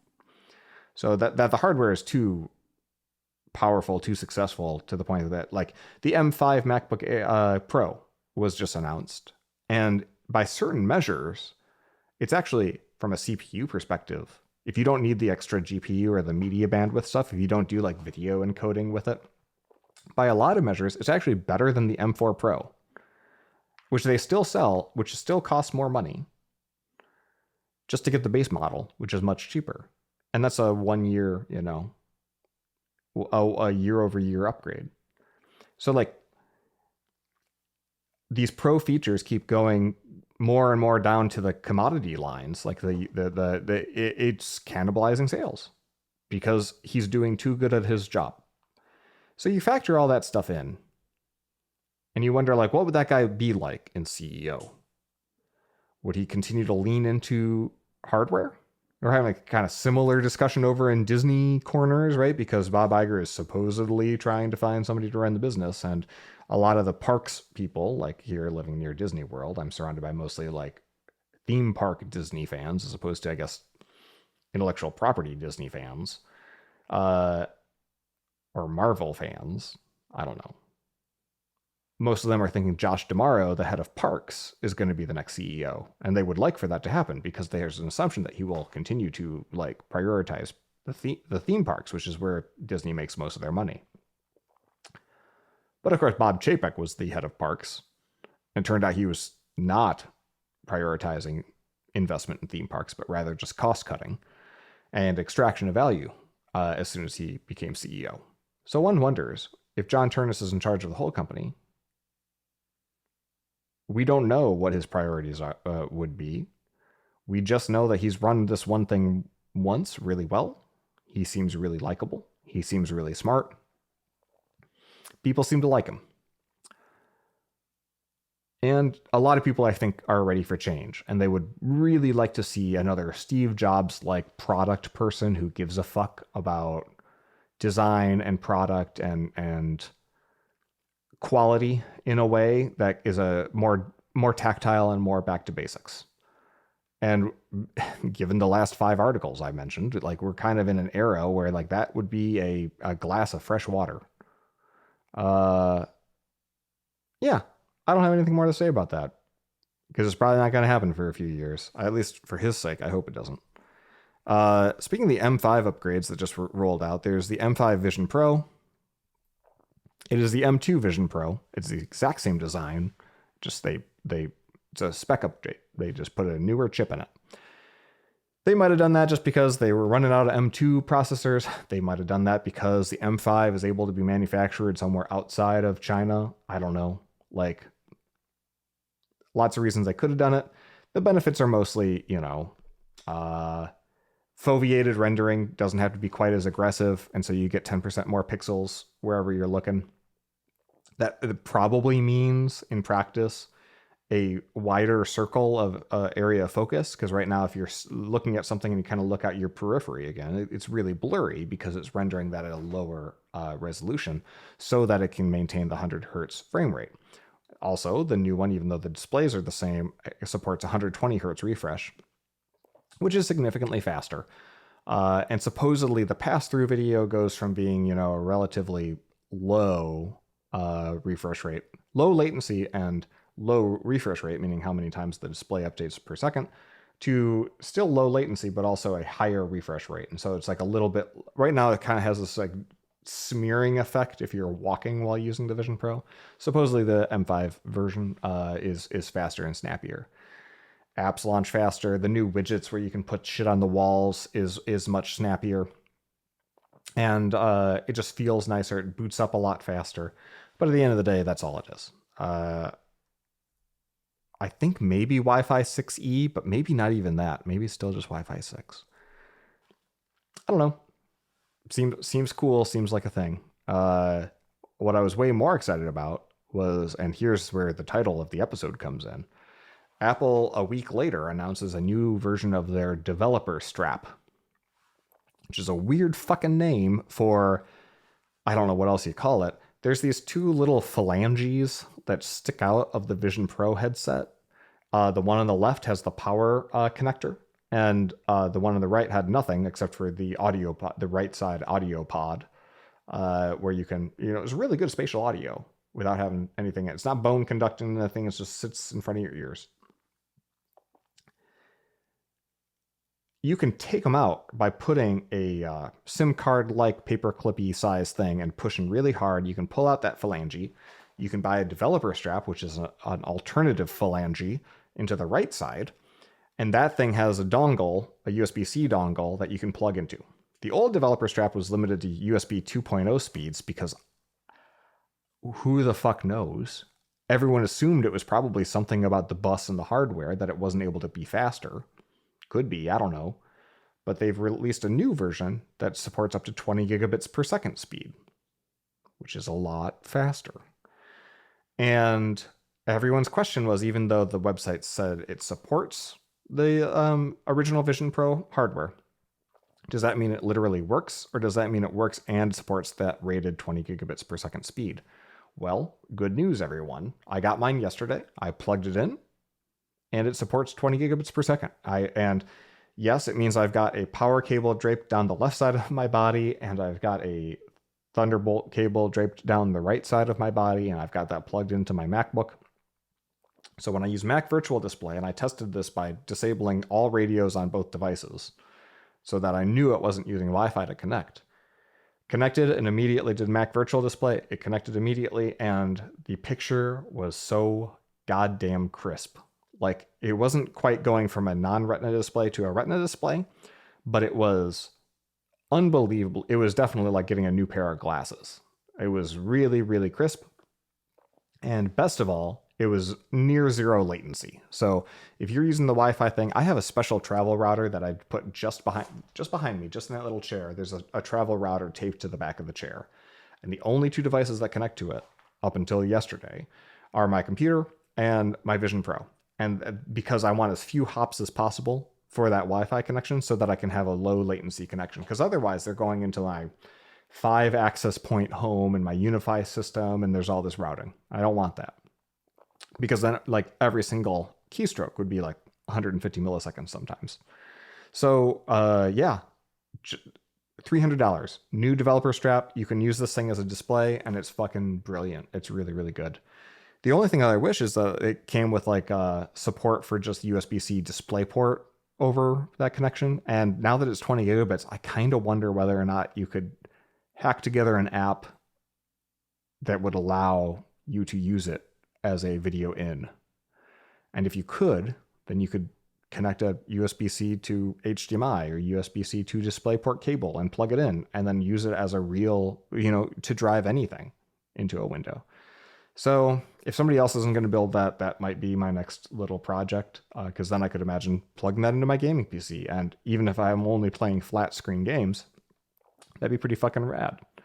And now we're only a hop, skip, and a jump away from potentially being able to reverse engineer drivers for Windows that you could use as like a Steam VR headset for the Vision Pro, because it was finally fast enough connection hardwired to like conceivably do that the same way that the Quest Link cable does for the Quest 2 or Quest 3. That way we don't even have to worry about Apple getting its head out of its ass with respect to gaming. So that's pretty neat. We'll see. Another Bloomberg thing, high-end MacBook Pro with touch, with a hole punch screen, OLED, probably coming next fall. Don't buy new MacBooks right now. Wait a year. Give it a year. It's all moving right along. Another article, just FYI, if you're the kind of person who liked having a police scanner in your house just so you could listen to what was going on, you might be interested in this article. I'll link. That's you only need $750 to pilfer unencrypted data from satellites. So researchers, they basically did a paper and they said, hey, lots of governments are using these satellites for communicating, even militaries, and they think it's probably encrypted because it has to go to space. But those two things are not related. So the information is going to space, and then it comes back down from space, and anyone can listen to your military movements. So that's pretty scary. I think that, and thus concludes the newsy news. Just need some water here. Getting raspy. It's a marathon, not a sprint, you know? How you doing? What's new with you? Want to stand in line with me and have a conversation about our childhoods? Your favorite fetish? Okay. Next up, they're making a new Star Trek video game based on Star Trek Voyager. Apparently targeting 90s kids like me, because that's my favorite one of those. It looks like a mobile game, and it looks barely interactive, but it's kind of following roughly the plot of the show, and seems kind of like a starship management sim where you like can build in new bays and I don't know, build out the astrometrics lab, and you run on away missions. And instead of actually being there, they kind of have this visual novel-like quality where you send people on the mission based on their skill points, and then you have problems during the away mission, and you have to like pick dialogue options based on skill checks based on the people on the ground. Yeah, and it looks like a B game. We don't have a lot of like, I wouldn't say AA games. I would say B games. It's a B game. Not out yet. You know, previews went out and some I guess Star Trek influencers played with it, and it looks pretty rough still. I don't think that they have a firm release date of the next year. But I am, for certain intellectual property, I am apparently able to just like set aside all of my concerns that this is low quality and no fun, just to kind of have that wish fulfillment of like what I wanted when I was 13 watching Star Trek Voyager. Yeah, so if you're like me, I'll put a link up to the trailer. Another trailer, and this is almost a month old at this point. Is it a month old? God. I'm going to click to see how old it is. Yep, it's a month and 2 days old, everybody. Sorry about that. Well, this is a PlayStation exclusive because it's the team that's owned by Sony that made Insomniac, that made Spider-Man and those games. It's Wolverine. And we knew this was coming, but this is the first time we've seen anything approaching gameplay footage. And if you were worried it was going to look a lot like Spider-Man, you don't have to be worried about that. It is a much more visceral, fast-paced, violent, extremely M-rated game.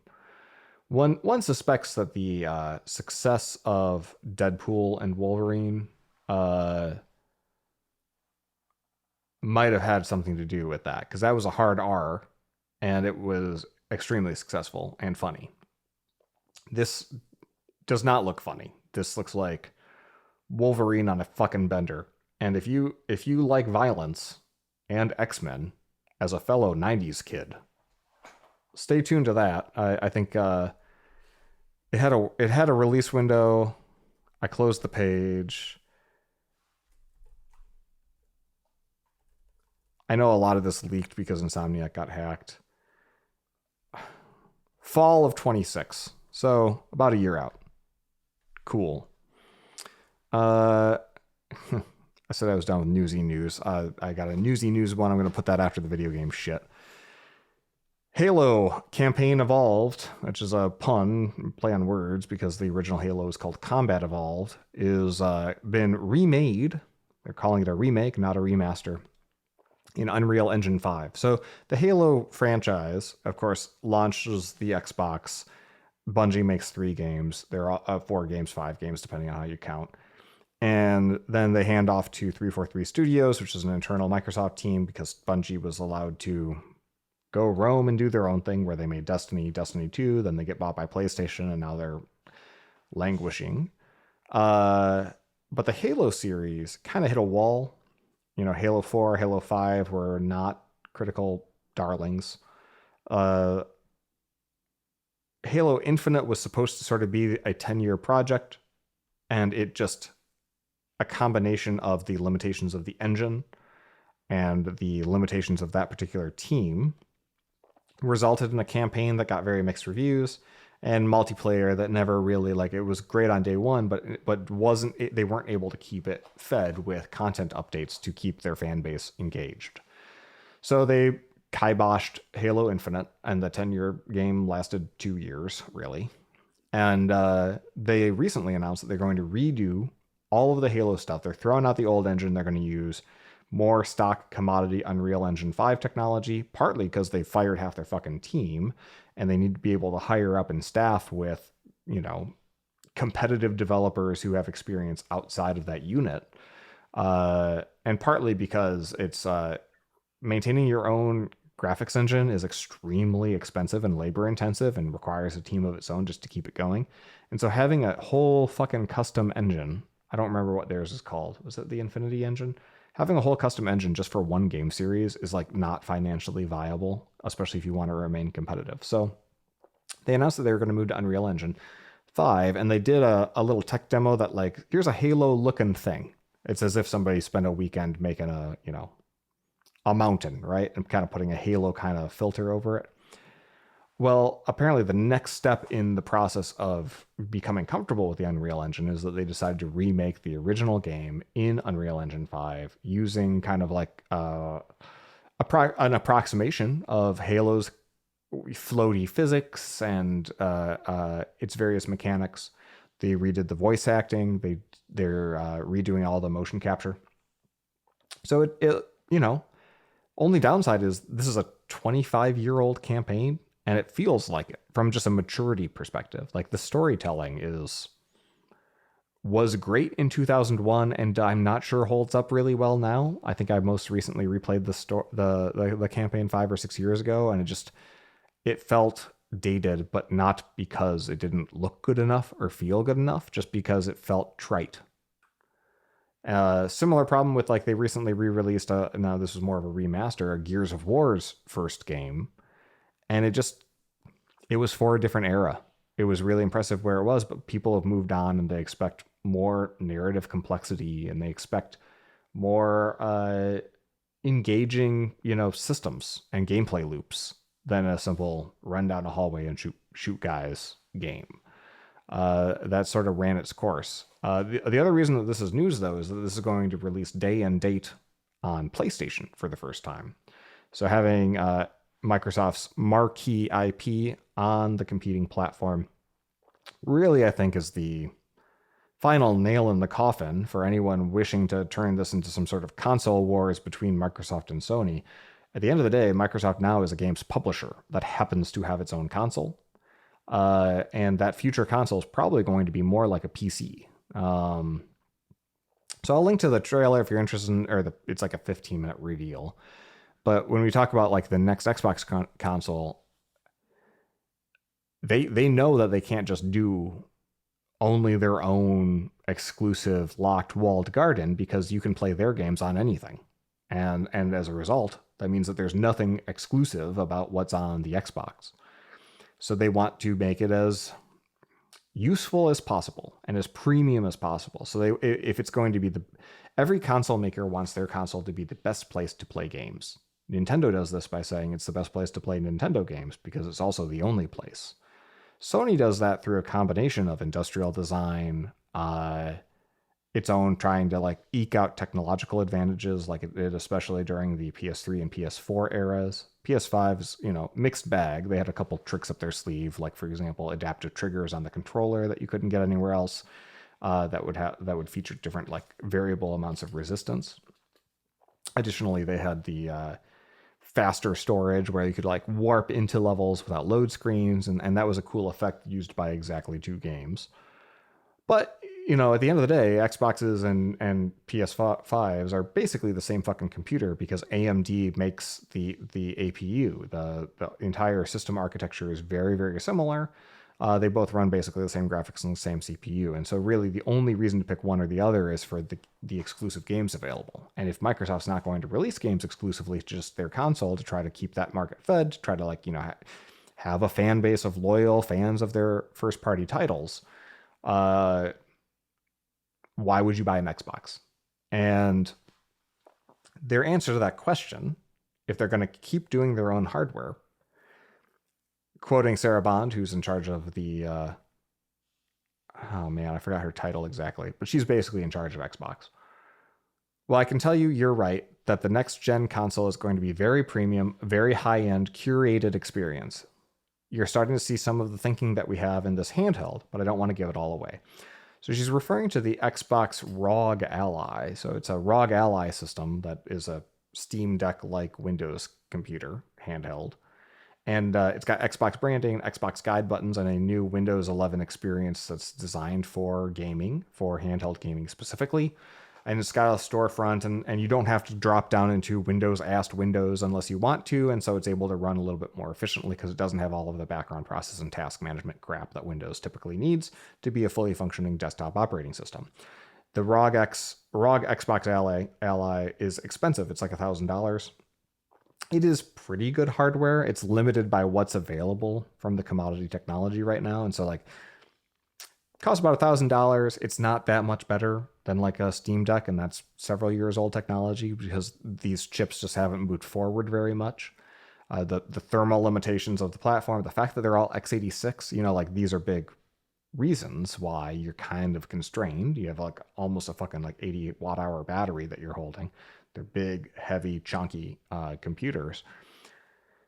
So is it really great hardware? No, but they're not, there's two things that when she refers to that, she might be talking about. One is like, it is expensive. Prepare for this new one to be expensive. Our next Xbox will be expensive, is what she's telegraphing. Additionally, it's running Windows. It's running a special version of Windows. It is not running some fake version of, some custom operating system like the Xbox has up until now.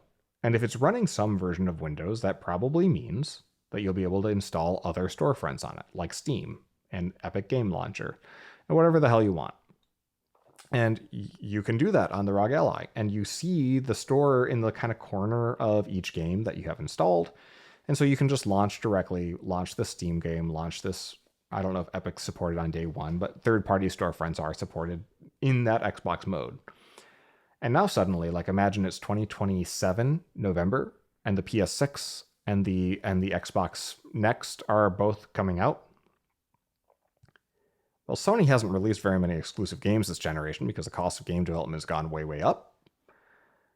Microsoft getting out of the exclusive game business, all they want is a competitive advantage for the die-hard fans, and those are increasingly the only people left buying video game consoles still, is late 30s, 40-something, predominantly men audience. If the PS6 comes in at $700 and is pretty good, and the next Xbox comes in at, I don't know, $1,200, maybe there's a $999 version out there, and it fucking blows that PS6 out of the water, I think a lot of people are going to buy that Xbox. Because the alternative, if you really, really want to stretch further and get a similarly spec'd computer, now you're signing up for like the misery of building your own machine and managing Windows and all of the complexity that goes there. Or you could just spend $1,200 or whatever and get a pretty rad alternative. And so, if it's just a computer, you could ask like, why would Microsoft make hardware at all? Why wouldn't they just let third parties like Asus or whatever, make that stuff? And I think that they probably will. They'll probably have sort of like a spec of like make your own Xbox box and have like third party companies make kind of those gaming PCs that are meant to be more appliance like and live under the TV. But if we've learned anything from tariffs and the pricing volatility of GPUs, one expects that the reason Microsoft wants to have their own hardware is to be a check on the other manufacturers to not scalp people. We're seeing like $1,000, $1,200, $1,300 handheld gaming consoles. Like that won't fly. Like people need to know like an MSRP on like a knowable thing. And even then they're having to raise prices. So I'm excited to see what happens in this next generation of hardware, even though I'm probably at this rate not going to buy either of them. Because I don't know. I'm apparently willing to put in the time to do a custom gaming PC, and that's good enough for me.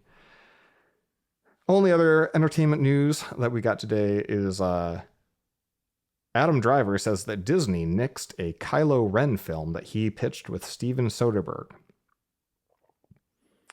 I hate to spoil it for you, but episode 9 involves Kylo Ren, the character played by Adam Driver, dying at the end. He dies.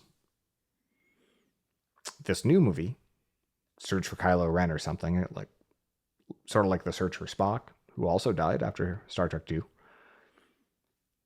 would be about finding Kylo Ren, somehow not dead. And I suspect that between the fatigue of that series, as well as the fact that the whole reason episode 9 failed was that like it failed to really sell why Palpatine would come back to life after blowing up in the Death Star. Apparently everyone's mad about this, that they should have been allowed to make this film, damn it, and that Iger was an idiot for nixing it. I'm pretty sure this would have been a bad movie. So I'm glad they didn't make it. Because the hit rate right now on anything having to do with Star Wars at all is like Tony Gilroy and Andor and Rogue One are good. Pretty much everything else is bad. And this idea sounds real dumb. And I think it would have flopped. But Star Wars fans like getting angry on the internet, and anything that is contrary to what Disney decides is seemingly instantly popular on YouTube. So I just had to say that. Okay, last bit of news, and then we can finally wash ourselves of the filth that has slimed us. Ugh. Still thinking about the belly fetishes. What the fuck? Fuck's wrong with you? Y'all need Jesus. Microsoft Teams can now track attendance. Oh yeah, I forgot about this one. All right. T&A systems, time and attendance systems, were a form of software I used to work on. I built one for Test Double, and I would sometimes call it a T&A system, and then people didn't like that the A stood for attendance. Basically, timekeeping systems. Hey, I need to know, like, you used to have a punch clock. You'd take your card, you'd punch the clock, it would punch you in and out. And then that would be used by HR to run payroll, to compute, how many hours you worked and cut you your paycheck. As we moved to salaried employees, who, especially as you work in an office and then you work from home and maybe it's hybrid and then COVID happens and now we have this return to office stuff, a lot of managers and executives want people back in the office, but they don't have a good way to enforce it. And the ways that they can enforce it are highly visible and confrontational. Like, I want to see you. I want to check in with you physically. Like, go and check in with your manager every day. I've literally heard somebody say this. They have to go and say hi to their manager when they come in and bye when they leave. And the manager has to be there as like a goddamn nanny in order to hit a metric, because they've got a KPI at their department, right? To like complete the RTO or return to office migration by a certain date. It's just like if you're ever in public education in the United States, in order to compete for funding on a relativistic basis in a particular municipality or whatever, let's say you've got multiple schools or you've got a certain amount of block grant funding at the state level that is competed under competitive threat by all the other districts, it depended on a count of how many students are in the school system. And so there would be special calendar days where you would have to actually count all of the students that actually came to school that day. And based on the number of kids in butts and chairs on that day would determine the relativistic apportionment of funding for the school. And I remember these days because those were the days they'd send out a notice. They would tell us in advance, hey, we're going to have like snacks. They would need to have some sort of inducement to get kids into the school because they knew that their budget depended on maximizing attendance on that particular day. Well, here we are, and we've got Microsoft Teams now tracking attendance in this passive surveillance-y kind of way. Now, this is not on by default, but a lot of companies have switched to Microsoft Teams away from Slack because Microsoft coyly rolled it into people's Office subscriptions.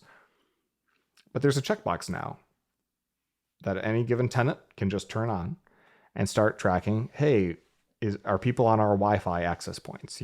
Like it uses surreptitious means to try to suss out, are people working in the office?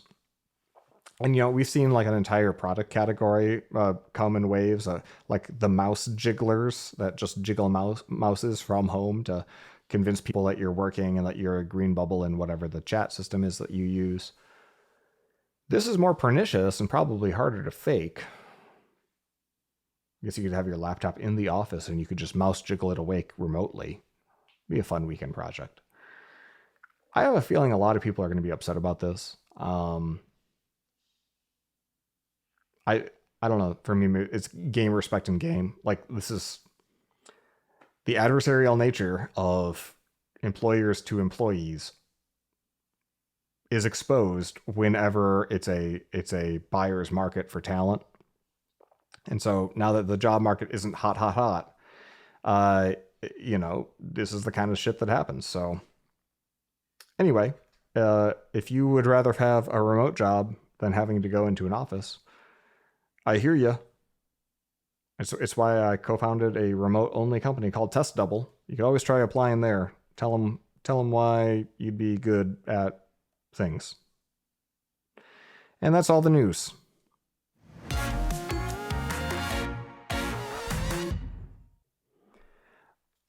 I've been watching more TV than usual lately. Let's see. Foundation season 3 ended. It was pretty good. It's a weird show. And first season's a slog, and if you don't watch that one, the other two don't make sense. But if you stick it out, it's like a high budget, good sci-fi. What we call it, hard sci-fi? Is it? What do they say about the sci-fi that is more sci-fi-y than other sci-fi? It's that. I don't know. I thought it was good. There's some dramatic twists and turns. Alien Earth, season 1, pretty good. Wrapped up nicely. It's not high art.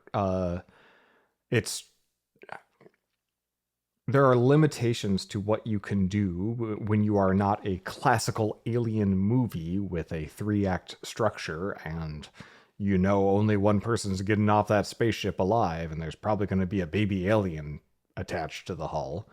And so that it be a TV series in a bigger universe dealing with the political struggles of multiple people's existences, and longer running characters, is it's a different thing. It's not an alien movie as a TV show. It is a TV show that is pretty good, set in the alien universe, which is pretty good. Not great. None of this is great. None of this is, prestige television, I think, has hit a point where it sort of like video game graphics, like it can be nice. It can be mildly impressive, but like nothing's going to blow your fucking socks off anymore. Like maybe, I don't know, Breaking Bad or Lost or like whatever, the first kind of AAA show that you watched was. So it goes with Last of Us season 2, which was pretty good. They're obviously taking the second game and splitting it up over multiple seasons, which fair. I had to split that game up over multiple years of me playing it. It was long and it was depressing. And it was just a lot of fucking, the whole game was a slog, really. It was hard to want to come back to it. And so I thought, I wonder what they're going to do when they translate that to TV. And then the answer was they're going to basically make it a shot-for-shot remake. And every episode is going to be really depressing. And I had to kind of psych myself up to watch the next one. And it made me wonder, why am I doing this to myself? Do I even want to watch this? And it made me think, if they made a third game, would I even want to play it? This is just too depressing at this point. So yeah, it was pretty good though. Invasion had season 3 had its finale makes me think that is the series finale. I have not bothered to look it up. This is an Apple TV show. The first season was really good. It was a surprisingly good, what if aliens invaded the Earth? Kind of like that show V did, where the aliens were like reptiles, it turned out. Had V vibes. Season 2, a little helter-skelter. More of a continuation of the first season. Season 3 felt like a 10 episode arc of kind of one mission to take down the aliens who were taken down in season 2. So the stakes were kind of fucked. They had to like gin up this like conflict with some other humans, which is inherently smaller stakes than the thing that they did the previous 2 seasons. And so it felt smaller and lower budget, and like it was trying to be a character drama, except the characters were mostly just stand-ins for different demographics and people from different parts of the world, so that you could see through their eyes how this was affecting Japan and you know, Middle America and the UK. And then they're just kind of like, here's the 5 cheapest actors we have left from that original cadre. Go in the forest and stuff. It felt low budget, and it was just, I try really hard to convey to people that when I'm playing a game or I'm watching a TV show, I am not using a critical eye. I don't want to judge it. Like I judge shit for a living. I scrutinize carefully and relentlessly everything for whether it's good or bad. So when I'm like seeking entertainment, the last thing I want to fucking do is be a goddamn movie critic. I want to just turn my brain off and enjoy it. And so I'm not thinking, is this good or bad? And so for me to be watching something like Invasion Series 3, Season 3, especially as it wraps up the series, I hope, for me to have this sort of like hypervisory process of my brain being like, you know, this is bad. This is it means it was obviously bad. So sorry for that. Maybe if you started that one, don't feel like you're missing out. Yeah, if you don't want to finish it. The Bear, finally getting around to watching The Bear. Turns out it's a great way to listen to all the music that I was listening to in college in the mid-2000s. A lot of Wilco, some Sufjan Stevens here and there. A lot of ways to see. I saw a Pequod's cameo. Pequod's, the best pizza in Chicago. People say it's the best deep dish pizza in Chicago. What they don't realize they're saying is that it's Detroit style pizza that is sold in Chicago, and that Detroit style pizza is superior to Chicago deep dish. Buddies for life over here. Detroit style is the best pizza, and Pequod's is good at being that. So yeah, all these cameos, like Avec and other restaurants that I'd been to, especially when they were new a long time ago. All the Chicago stuff is just like Midwestern bait, but also The Bear is a good show. I had watched the first 5 episodes when it first came out, and I didn't like it. But it starts to heat up after that. I just finished season 2 yesterday. So I'm behind on The Bear, obviously. But now I see it everywhere. So somebody had the original Burf shirt at Hollywood Studios when I was there with Aaron, and I almost commented, but then I thought, I don't want to know that man. This is a weird one. I don't normally link to random YouTube videos. But if you're interested in like the history of Hideo Kojima and how he's become an icon in the video game world, despite, like making kind of just half a dozen games, and 4 of them are kind of just the same game over and over again, but like they're so fucking weird that it demands your attention. Yeah, there's a really good history of his life, like how he got into the industry, like his childhood, why he fancies himself an auteur. It suggests why there's a big fucking hole in the center of his heart that makes him want to be friends with celebrities so that he can matter. Check it out. It's pretty good. I watch a lot of informational YouTubes, and this one stood out enough that I added it to the list, so that means something. I took a break between segments, and I turned my watch on turned my AI agent on auto mode, and it has pinged me 1, 2, 3, 4, 5, 6, 7, 8, 9, 10, 25 times in 21 minutes. So I fear that it is spinning its wheels and probably RFing my MacBook, which is just back down over there. We're going to find out. I'm not worried about that at all, as my watch buzzed yet again in that sentence. Usually it's a bad sign when your AI agent is ceding control back to you every like 30 seconds. I found a really weird thing with Codex this week. OpenAI, to their credit, has acknowledged lots of reports of model degradation and that they're looking into it. And they posted that to Reddit, which is way better than Cursor, which increases prices as things get worse and then like they just don't say anything, or Claude, which denied everything for 2 months and then finally admitted it and offered no kind of recompense or refunds or explanation. Today, I took a screenshot. Today and last night, I would ask Codex, like, okay, go do this. And it was like, all right, so I'm going to go do it now. And I'd be like, yeah, do it. All right, I got you. Like, no, like, what? Stop. Every time you talk to me, I have to come to my computer and like type okay. It's like, okay. And he did this like 7 or 8 times in a row. And I eventually just had to turn it on to auto mode and be like, all right, you can go nanny this thing every time it refuses to go to work. And it's been a couple of minutes and it hasn't bothered me since. So apparently that worked, you know? I had to hire a middle manager for my AI agent. Fuck me alive.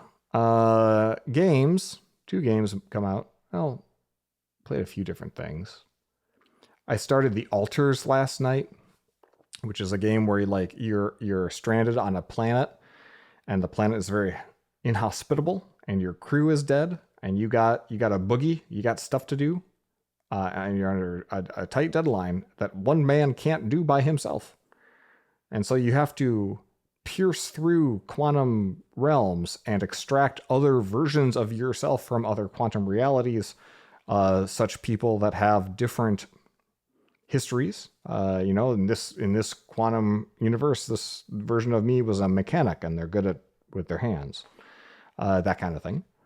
Called The Alters, and then you kind of creating clones of yourself, so to speak, yanking them from their universe into yours so that you can abuse them for this purpose. And they might not like that. Anyway, I was outside too long and I died. So I stopped playing and I went to bed. Another game, I Am Your Beast, which is kind of like a mix between...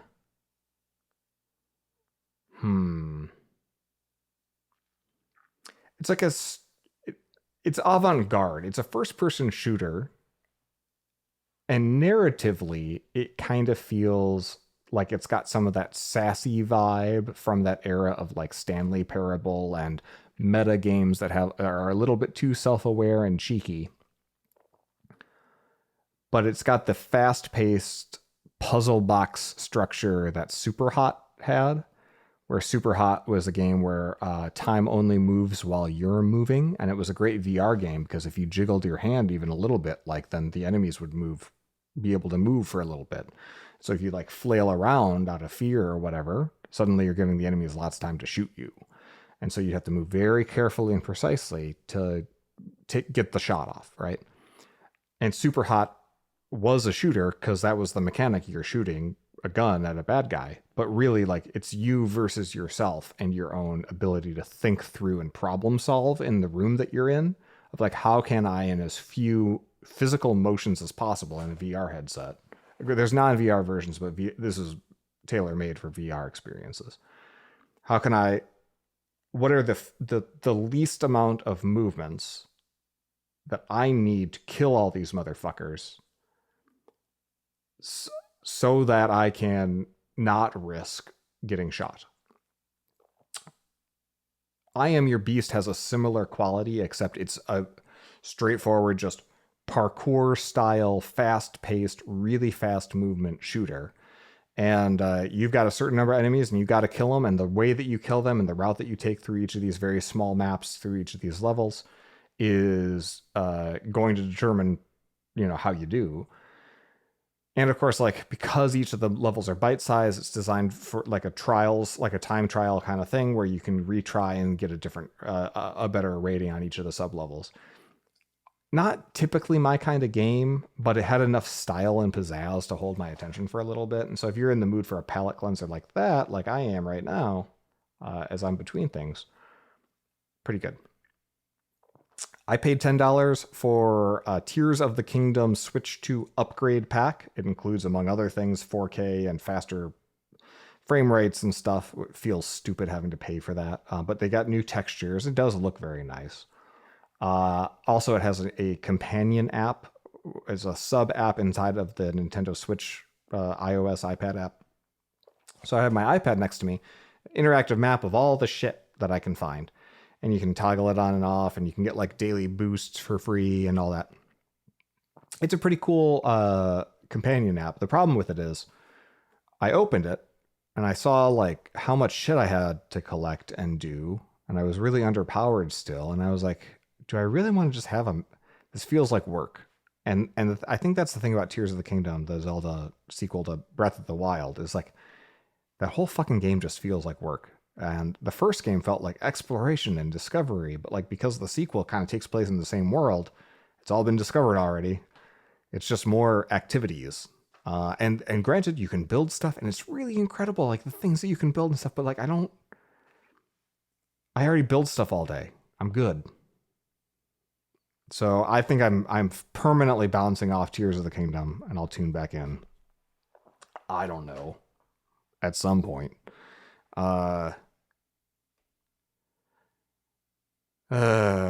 Great. It's blocked. I should go check in on my robot, but first we gotta go and hit the mailbag button so that we can transition seamlessly into me pretending that this was all contiguous. You've got mail.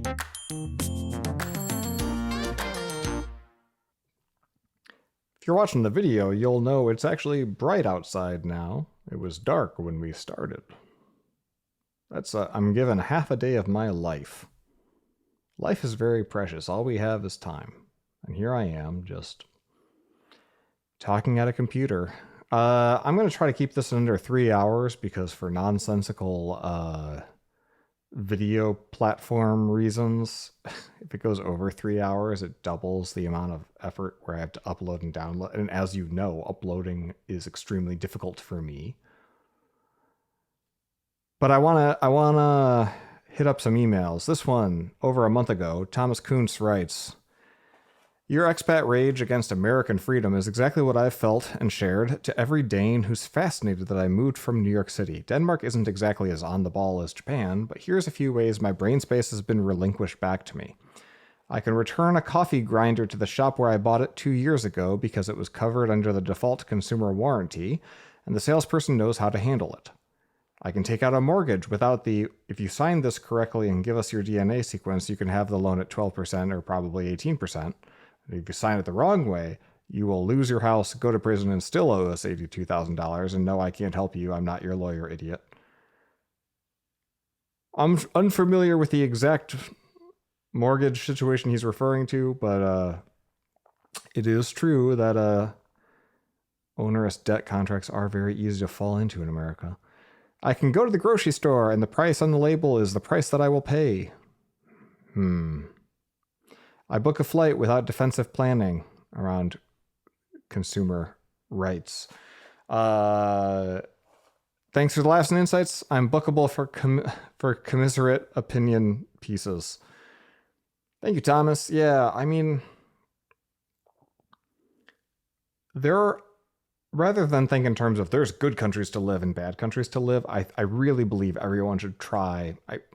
This isn't going to happen or anything, but like I always encourage people to try living in another country. Pick one for a reason, based on some sort of interest or need or whatever. But whatever floats your boat, like having the experience of living in another country just shows you, oh wow, this thing I thought was a constant of existence turns out to be variable. Different countries can be different ways.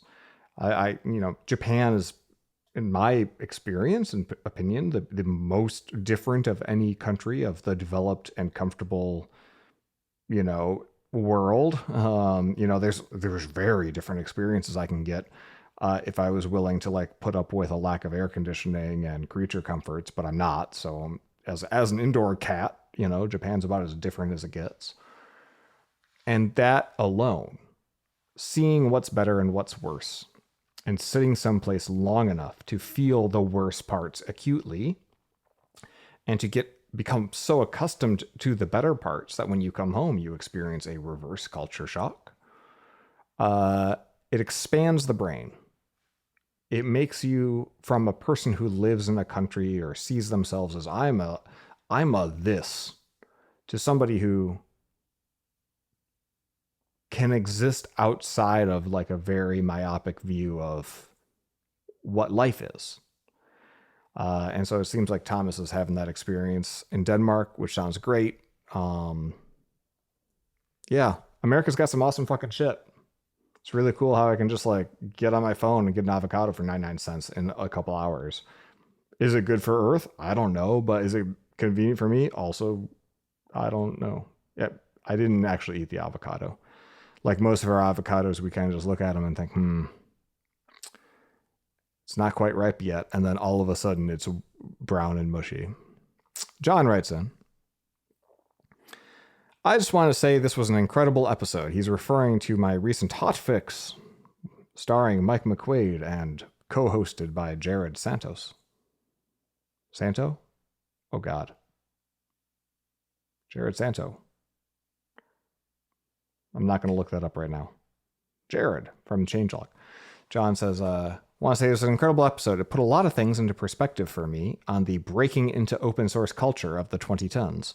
I graduated college in 2014 and for a long time wanted to become some kind of famous, prolific open source maintainer like the ones I was seeing in the JavaScript community on Twitter and such.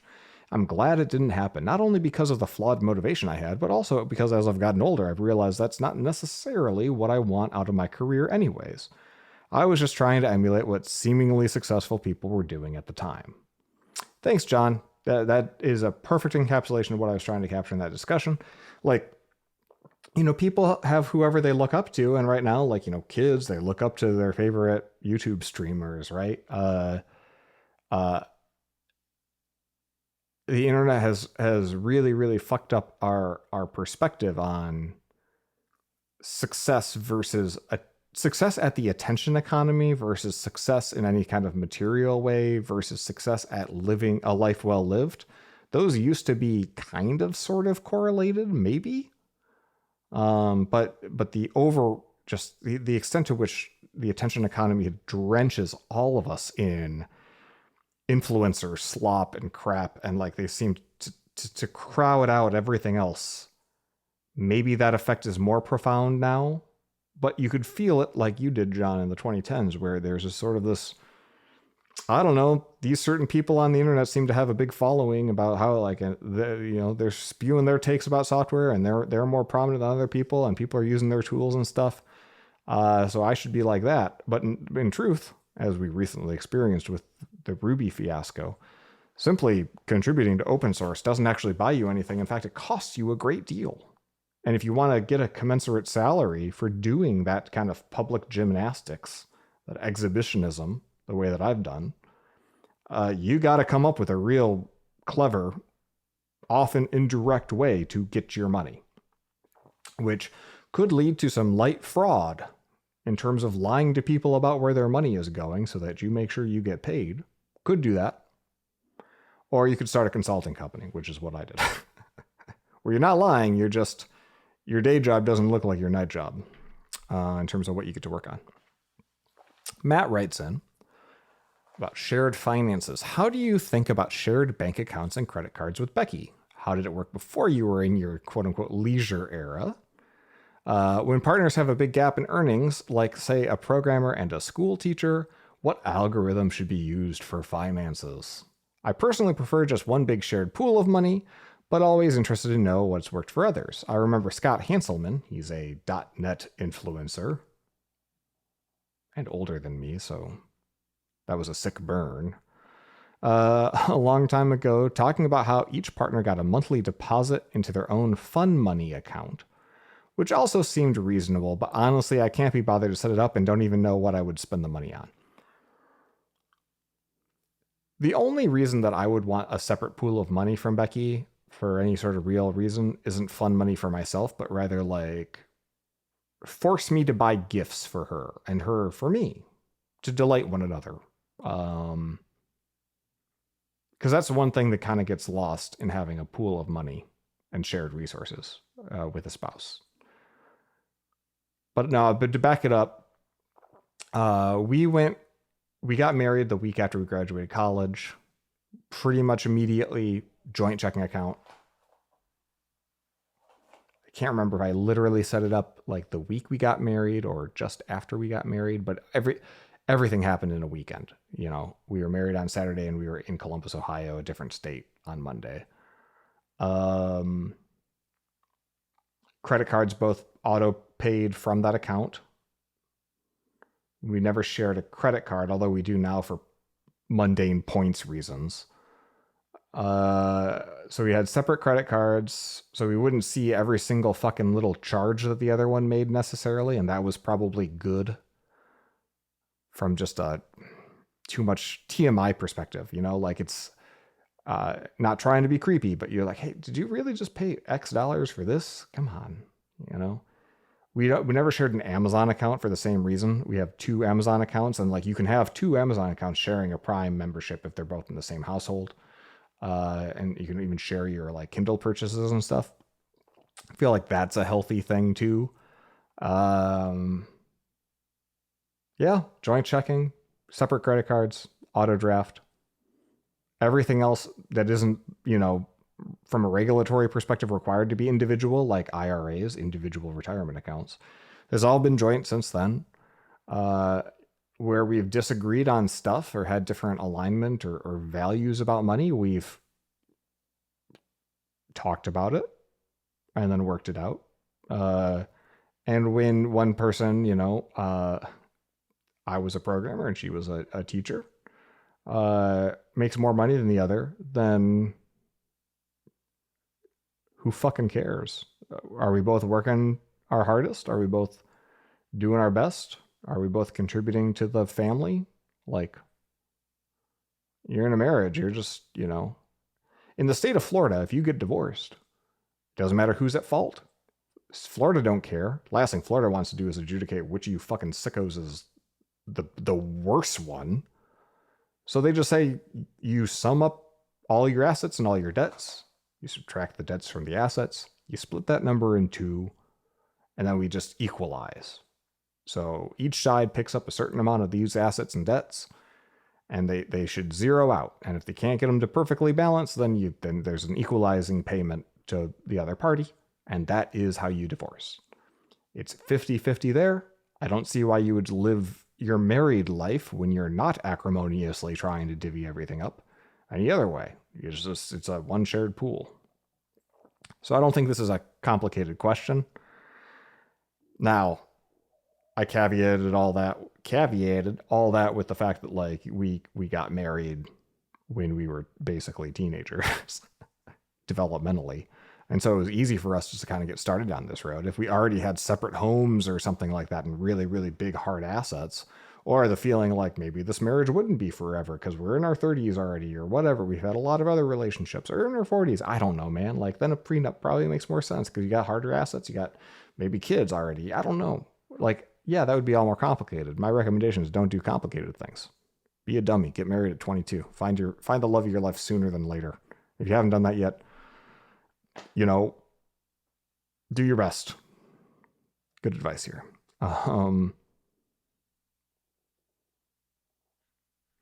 John writes in, just finished listening to your episode with Jose. Thought it was really great. I just happened to be writing this post when you released it, and your conversation really helped clarify my thoughts. Let me pull up his actual email so this is formatted right.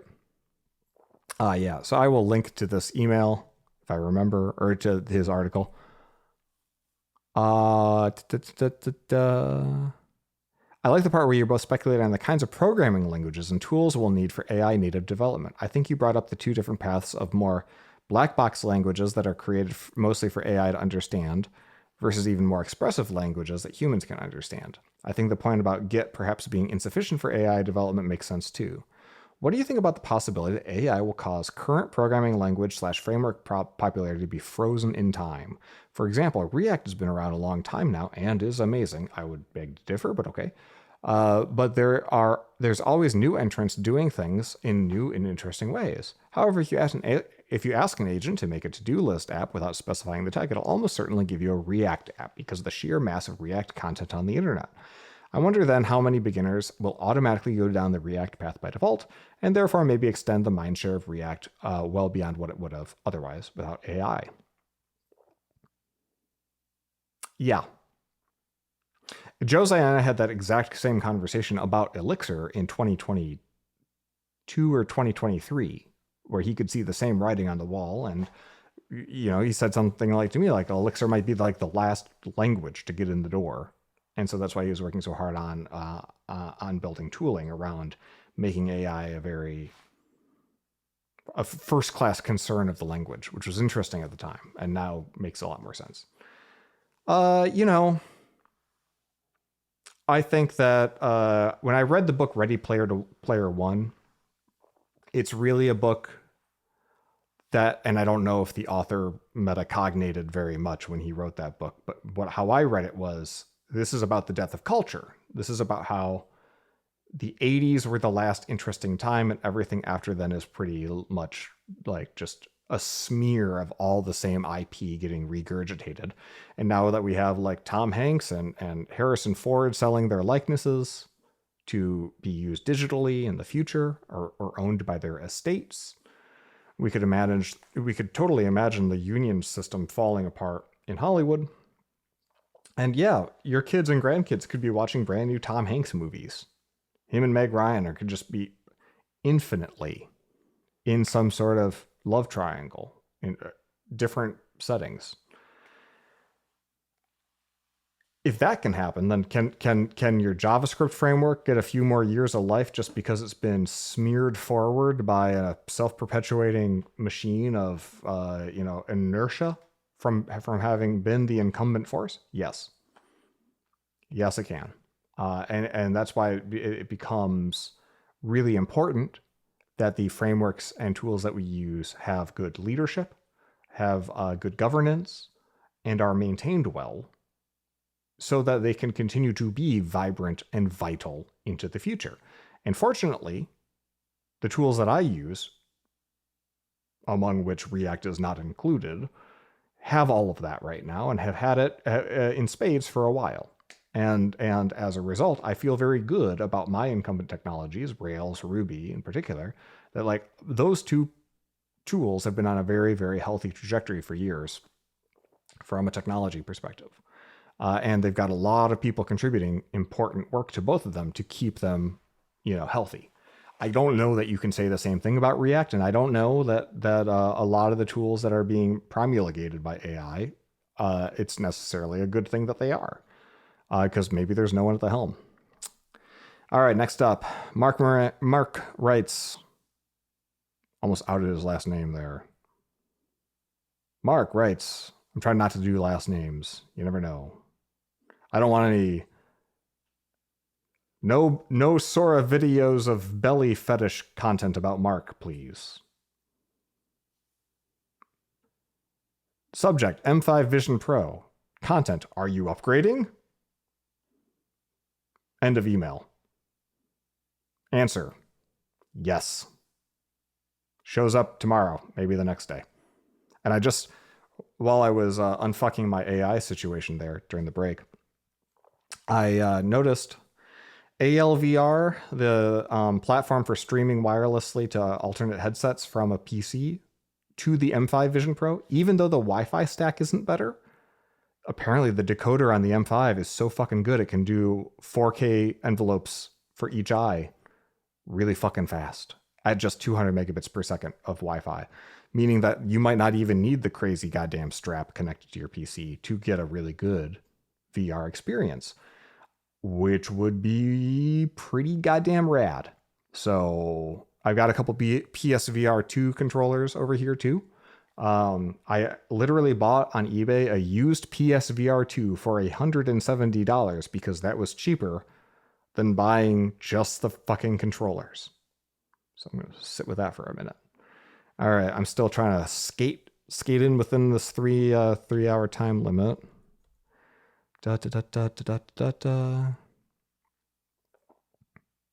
I want to hear, Brian writes, I want to hear all about Becky's journey through Star Wars. Please keep us updated. The first 6 films were such a part of my life's cinema experience. I can never tell if they were actually good.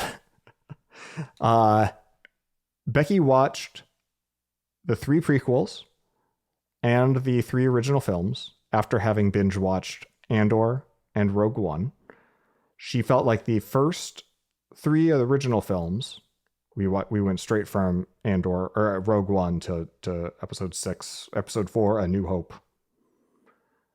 And her opinion of those original films is that they are old and that they are fine and that she understands them, but that doesn't make them good. In fact, she was really hung up on several just bad script writing things that she picked up. Like in the first one, she's like, where could it be? Or where could he be? Like that kind of exclamation comes out like 5 fucking times in the first 2 films. That was funny. Yeah, they're campy and they're fine. I feel like I can watch them with a relatively unbiased view just simply because I've never cared that much about the films. And yeah, they're just like not as entertaining. Like most things from the 70s are no longer that entertaining. The only like movie from that whole era that I can watch and be like, this is still fucking awesome is with some friends during a theatrical limited run re-release of Back to the Future. We saw Back to the Future and I was forced because I was in the movie theater to pay attention for the whole thing. And that is just like soup to nuts, one of the best put together films ever. And it's in terms of like a blockbuster, right? Not necessarily high art, but like it gets the pacing right. And it feels like pacing is something that was only scientifically distilled down by the Save the Cat book in the early 2000s. And so we just haven't had, like when we go back to the well for stuff from the 70s, 80s, and 90s, it's just like slow. Thank you, Brian. Your childhood was real and your childhood was great. Maybe you should leave it in the past. Quoting Kylo Ren, let the past die. Kill it if you have to. Jason writes in. Oh, nope. I'm going to skip this one. It's too old. Jason, write me a new goddamn email. Scrolling down.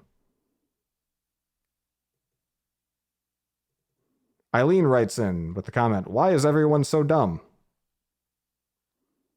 That is the whole comment.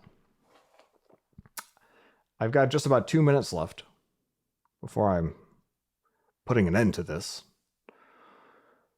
Why is everyone so dumb? I had an executive coach at Test Double. We hired in 2019, and he was absolutely vital to the growth of the company as well as to me managing my exit from day-to-day operations gracefully by hiring in the people we needed, putting together a leadership team, etc. And one of the things that he told me in setting up a mission, vision, and values properly, as opposed to kind of, what we'd been doing up to that point, he talked about company culture, and I'd grown in all this stuff. Then he told us his definition of culture in a company. He said, culture is the set of behaviors that we will tolerate. And it didn't click with me right away. But then I started thinking about that when I would see bad behavior at companies and think that's their culture. Good behavior at companies, that's their culture. The set of behaviors that we'll tolerate. Why are people so dumb, Eileen? It's our culture.